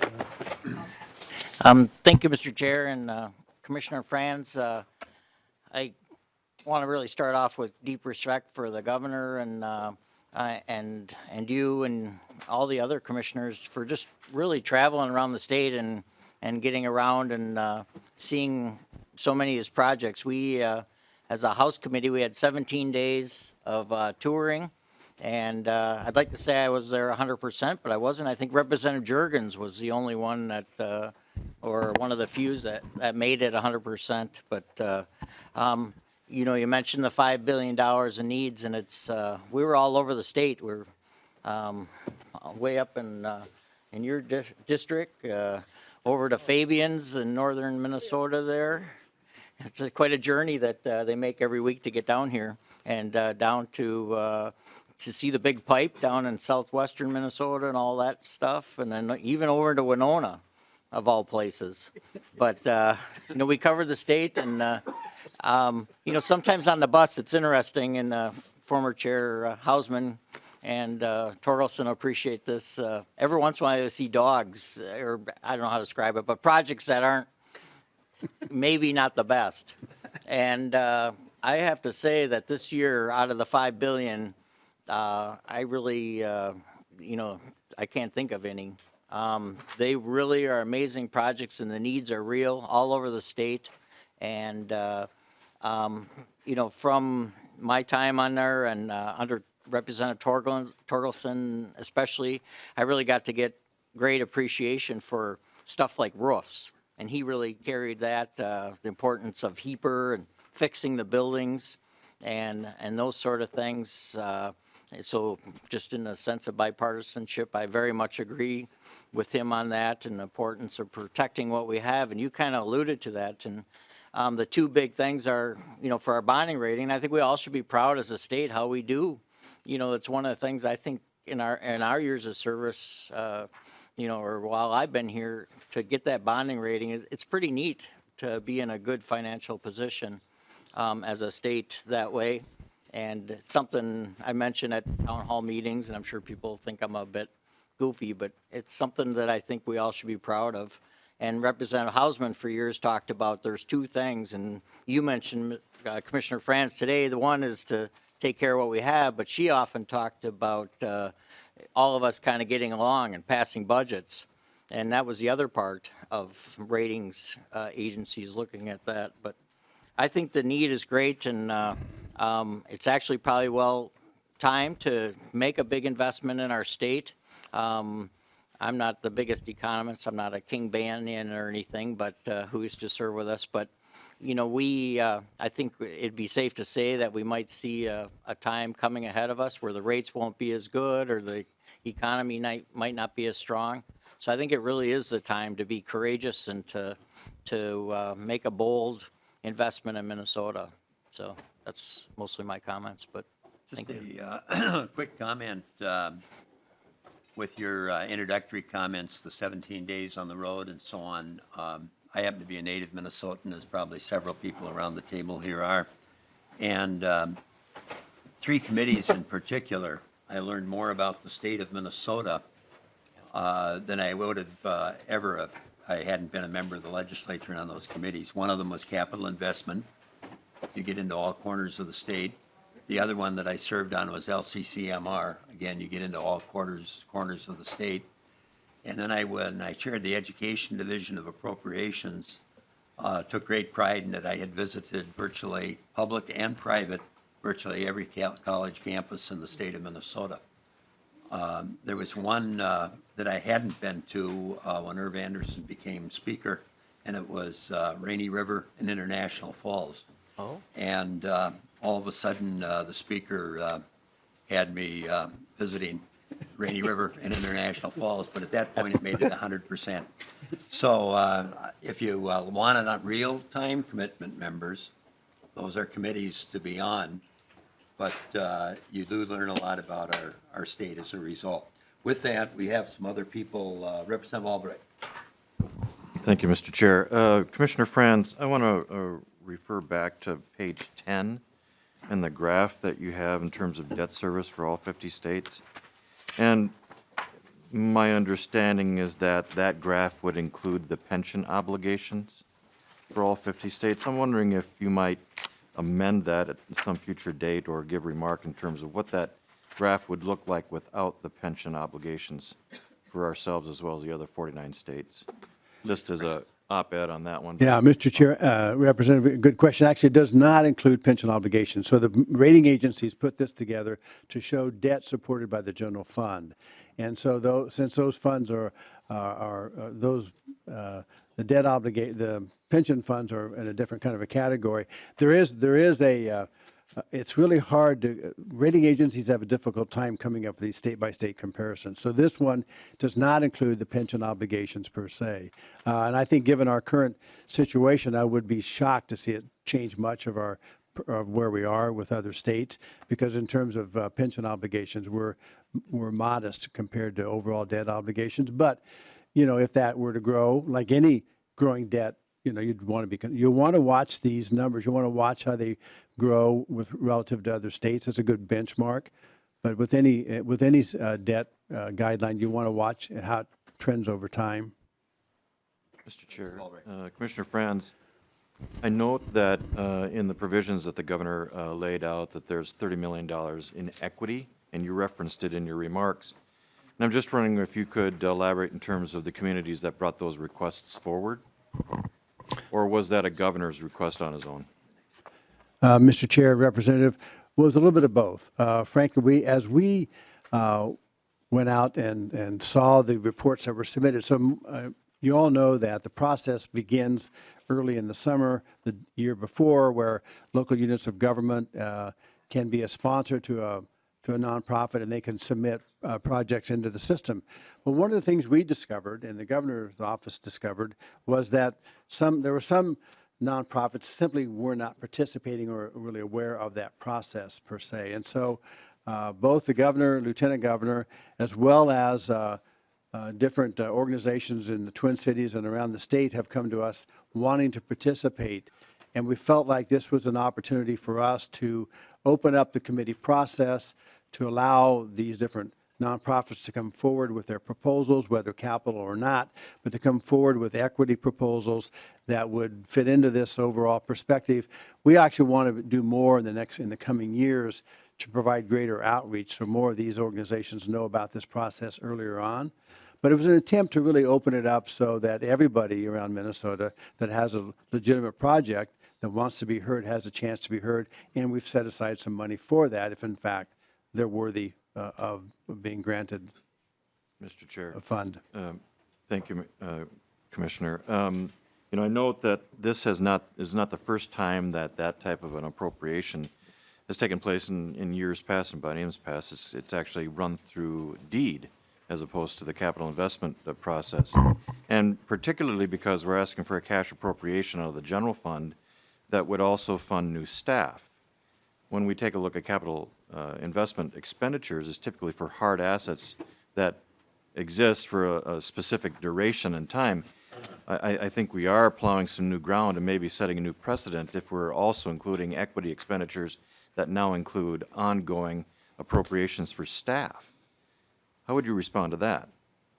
Mr. Chair, Representative, well, our goal at this point would to not be to expand dramatically the staff needed to monitor these programs. But I will tell you that one of the things that I see for the long term is the need to centralize or come up with a program to better review and provide support for these grants or other grants around. A number of agencies have grants, and the Department of Administration has a grant process that they go through and monitor, and so does DEED. But I think that one of the things that we would like to see more of, and we're certainly willing to take suggestions, we'd like to see more of support for these grant applications to make sure that they follow the guidelines, they have the appropriate catch phrases or process to monitor their progress. So we're looking at doing this from an overall perspective, but at this point, we're not anticipating additional staff. Sure, thank you. And if I could just follow up on that comment, because I think we went a little bit afield in terms of the question. My understanding is that the appropriations or equity appropriations are intended for, as you said, for agencies that don't typically feel like they've had their voice heard.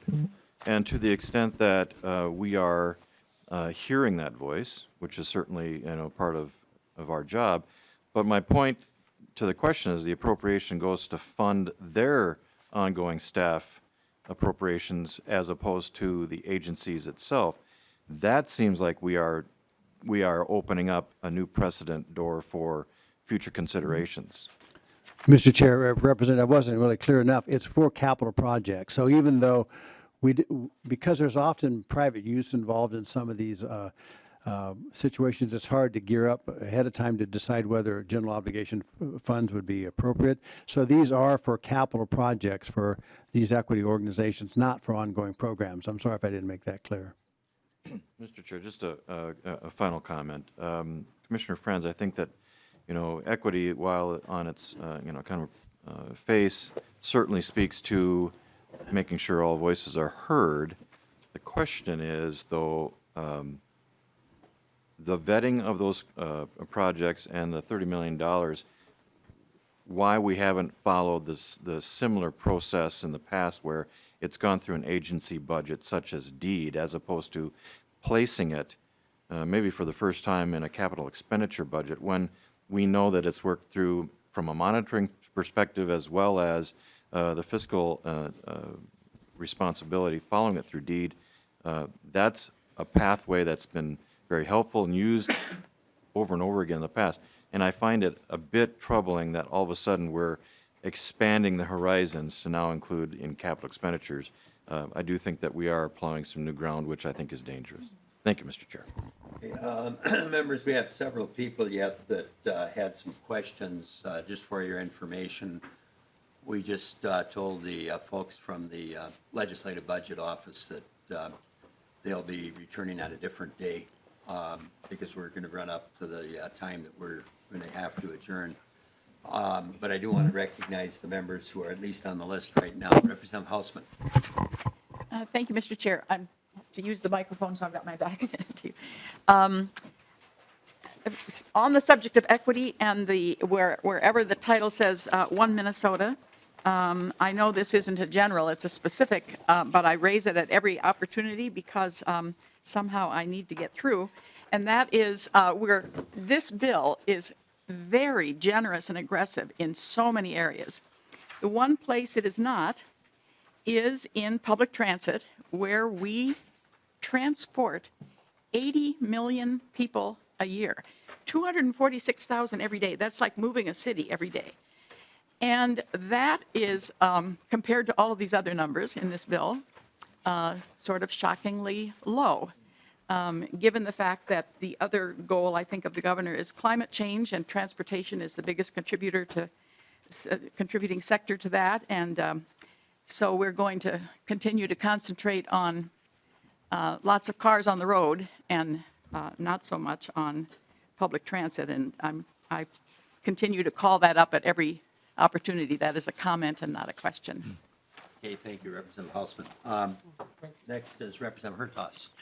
Thank you, Mr. Chair, and thank you, Commissioner Frans. I, too, just Want to clarify a couple things on page 10 regarding debt capacity guidelines and debt service. So I think I made a note here that we've got 360 billion of income, and you've got a threshold number and a current number. So if I multiplied those percentages times our state annual income, that would suggest to me that we have currently about $8.1 billion of general fund debt and have a capacity of about 11.7 billion. Would that be correct? Mr. Chair, I think that's pretty accurate, pretty close, yes. Okay. And I think in your answer to one of the other questions, I was concerned about debt service to revenue comparison, and that debt service is just against general fund revenue. That's correct? Mr. Chair, Representative, non-dedicated general fund revenue, yes. Okay. So that would suggest then that 3.3% times our current general fund would be about $1.6 billion of debt service. Mr. Chair, that's a little high from my last look. I think more like 1.1 or $1.2 billion a biennium. Okay. So since I've been here, the general fund budget has increased nearly 50%. Is that also indicative of how much our debt service has increased over the last 8 years? Mr. Chair, Representative, actually, the debt service amounts as a percentage have gone down. Back in, I think at one point in 2010, we were about 3.2% or so, and now we're below that number. So we're on a downward trajectory. That's becoming lower and lower since about 2014, 2015. That percentage has been dropping. The percentage on guideline 2 was as high as 4.5% back in 2010, and now it's under 3.5%. So both of these percentages of the debt service, or the amount of debt outstanding and the amount of debt outstanding and issued, both of those measures have been coming down for the last 5 years as a percent of the two measures. Okay. And then my last question, Mr. Chair, and I think you may have touched on this in some previous presentations, but I just want to confirm. Although we issue GO bonds with a certain percentage that mature in 5 years or less and a certain percent 10 years or less, I think I heard you say that in previous years, I think I've heard you say that we retire these bonds more aggressively than the actual amortization schedules. Is that still our practice, and maybe why we're spending a little bit more per biennium on debt service, because we're retiring them quicker than we're required to be? Mr. Chair, Representative, we're at 42% instead of 40% in terms of the debt that matures in 5 years, and 73% instead of 70 for debt that matures in 10 years. So we try to make sure that mix is always there. Part of what happens, though, too, is when we refinance, we change those percentages a little bit, too. And so we've done a lot of refinancing up until 2017, when the federal tax law removed that opportunity for debt 7 years or longer. Now we have to wait for 10 years. So we still have some opportunity to retire debt, but that also changes the mix a little bit when we refinance and change the payout period. Well, thank you for that, because certainly as cities and having past been mayor, we oftentimes refinance debt because interest rates are falling and save the taxpayer some money. So apparently you've been keeping your eye on that as well. Yes, sir. Thank you. Okay, Representative Bernardi. Thank you, Mr. Chair. I wanted to ask our commissioner here, how do they track geographical distribution of bonding projects? I know that's something that's done in the legislature often, and I'm asking that question in particular because I represent suburban districts.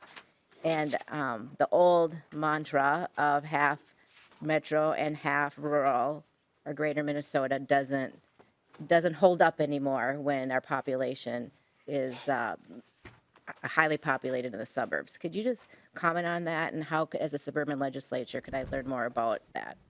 Mr. Chair, Representative, It's an excellent question. One of the ways to learn the current bill is to go online. We mentioned the website earlier. We have an interactive map.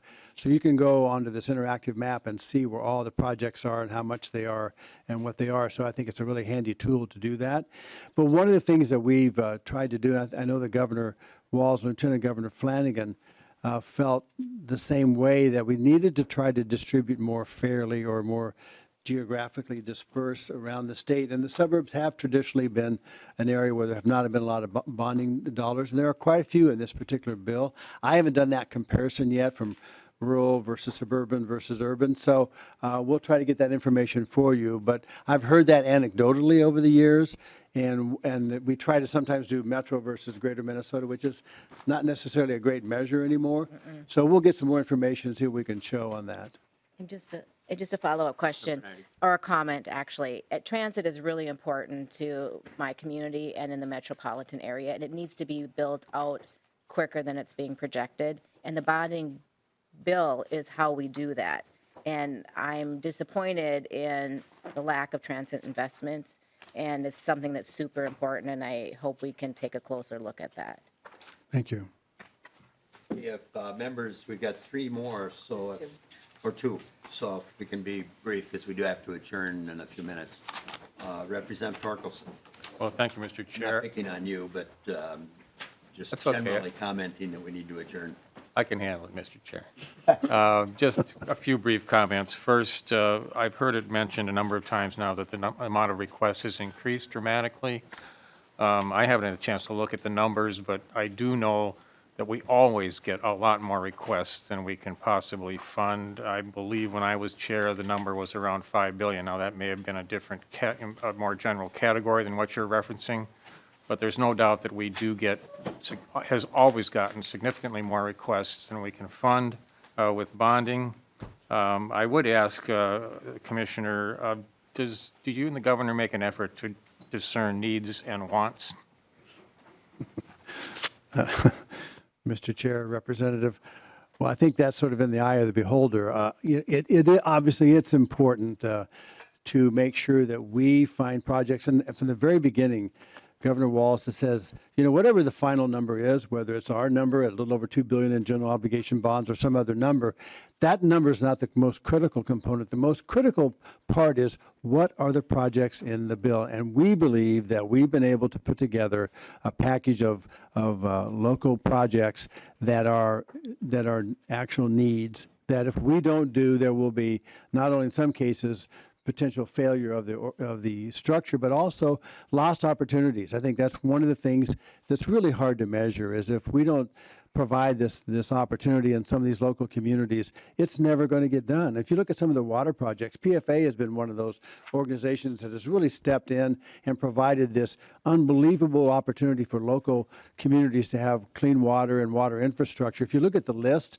of projects on the PFA list that we have attached to our materials, it's amazing the reach of that program across the state. So we believe these are needs, and that's why they're there. Mr. Chair, well, thank you, Commissioner, for that, and I agree with you that PFA does a great job of making sure that not only projects are needed, but also that they're ready. We have seen in the past cancellations as a result of projects that were in a bonding bill that don't get built within the specified 4 years, so they either get canceled or extended.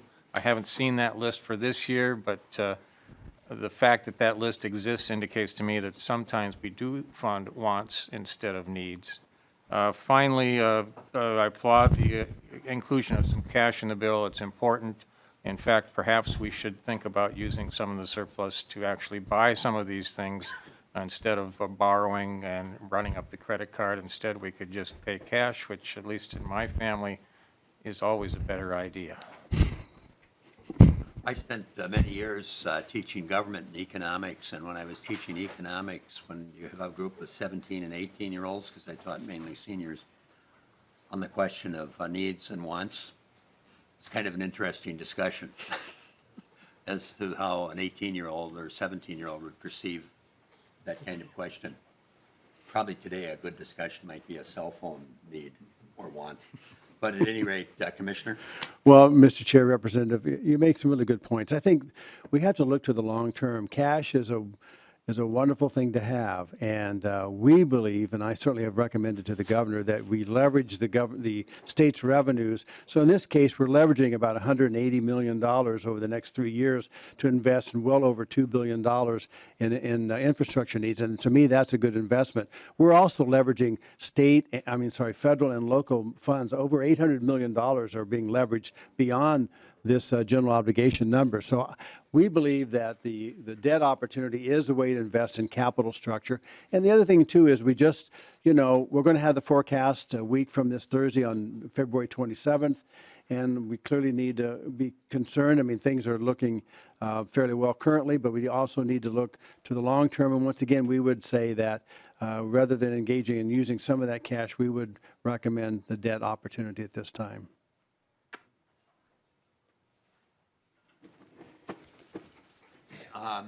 Just a couple of wrap-up things. Representative Vogel, you'll be the final one, and your LBO initiative will be on a different date. Representative Vogel. Thank you, Mr. Chair, for both. Just a couple of clarifications on the information. Page 10, the chart where we're looking at the debt service to revenue comparisons, and where you're coming up with a 4.1 median, 3.3 for us. I'm just curious if you researched relative to other states whether or not there's more of their debt payments included in those numbers that you're using so that everybody has a good flavor for the chart, because I think I saw once that Hawaii does all of their funding for all of their K-12 education through the state, and therefore obviously their ratio is going to be higher, but it also brings it down, whereas we just guarantee that. Mr. Chair, this is actually by Moody's. So we're relying on information analysis by the Moody's rating agency, because you're right, they're in the business of doing that, and we're not, and so we use their data for this information. And, Mr. Chair, I'd suggest that we do take this with a little bit of grain of salt, because there are different things included. Secondly, if indeed the governor's proposal comes, would we be at 3.3%? Or is that just where we are now, and all of a sudden we would see that escalating? Mr. Chair, Representative, it would change some, but remember, all these other states are doing things too. So let's just assume that we did what we would say would be a sort of a typical billion-dollar bonding bill. So that number obviously wouldn't really change this much. And our position is, by looking at this, we've run the numbers. If you add $1 billion to it, it doesn't really change our position relative to other states very much, because of the fact that these are big numbers over a long term. From our analysis, you'd have to engage in a higher than average bonding authorization for several years to move yourself up this debt ladder. Well, thank you, Mr. Chair. I think it would be helpful if we could see that once it's fully loaded, especially once they're fully issued, because we can look at this biennium and next few years, but remembering that not all of these things are going to be in that. And we have the good fortune of a granddaughter born this Saturday, and she's going to be responsible for what we're doing today with some of these payments. And I think that's the thing that we have to keep looking at here is, what are we doing to future generations, because a little 6-pound, 9-ounce baby is going to end up paying. And I'll close quickly, but when we talked about the pension deficit, I think it is important to remember, too, it seems to me that we are plus or minus about $18 billion shortfall on the pension obligations. I'm guessing we're about plus or minus $11 billion when we take into account the GOs and all of the appropriation bonds and everything. So this isn't just 3.5% of the general fund money that's going to pay bonds. We also have that looking at our future. So as we take on debt, I just think it's so important that we look at what are we doing to little Grace Marie, because she's the one that's going to be paying this as well as us. And if we spend this today, they will pay later. Thank you, Mr. Chair. Mr. Chair, congratulations on Grace Marie. That's really very cool. Actually, that's the other thing about this, though, too, is remember, every year we can slow down the issuance of debt. So we have the opportunity to have the lever If we think that's going too fast, we can slow it down. But frankly, for her future, I'd like to see these educational institutions top-notch, the best water in the country, the best roads in the country, and the best health care that we can have. I think that's the best future for Grace Marie. I endorse your opinion. And Frans. Just a couple of thank you very much. A couple of quick announcements. The last item, just in your packets, notice of the last bill referral memo. That question came up at the beginning. But now the rule is still in place, interestingly enough, and the changes only impact Ways and Means. So bills can still be referred by government by memo, by text, by memo. The focus of the minority leader seemed to be more on this committee than others, but that was an agreement then between the speaker and one of the two minority leaders, at least. I don't know whether the second one was engaged in that or not. But at any rate, I did want to point out the other question that came up at the beginning. We pulled out the committee procedures. If you are unable to meet the 24-hour amendment rule, you must notify the chair or the CA to request a waiver of the rule. So that's what I meant, and I always have had, when I say enforcement of it, an off-ramp. We try to be reasonable as we're administering the committee. And it's one thing if it were a strike everything amendment to changing the total direction of a bill, and perhaps some pressure on staff for something to get an amendment ready in a timely manner. So that's why that language is in there. We try to be reasonable in the administration of the committee relative to amendments. The other thing is, be sure you have on your calendar, and we'll need to start right away. The next meeting is Wednesday, February 19th, 6:30 p.m., room 200. And I'll only say at this point we have some very high-profile legislation that will be before us, so members will probably want to be here in the room on time and ready to discuss couple of those high-profile issues. With that, meeting adjourned.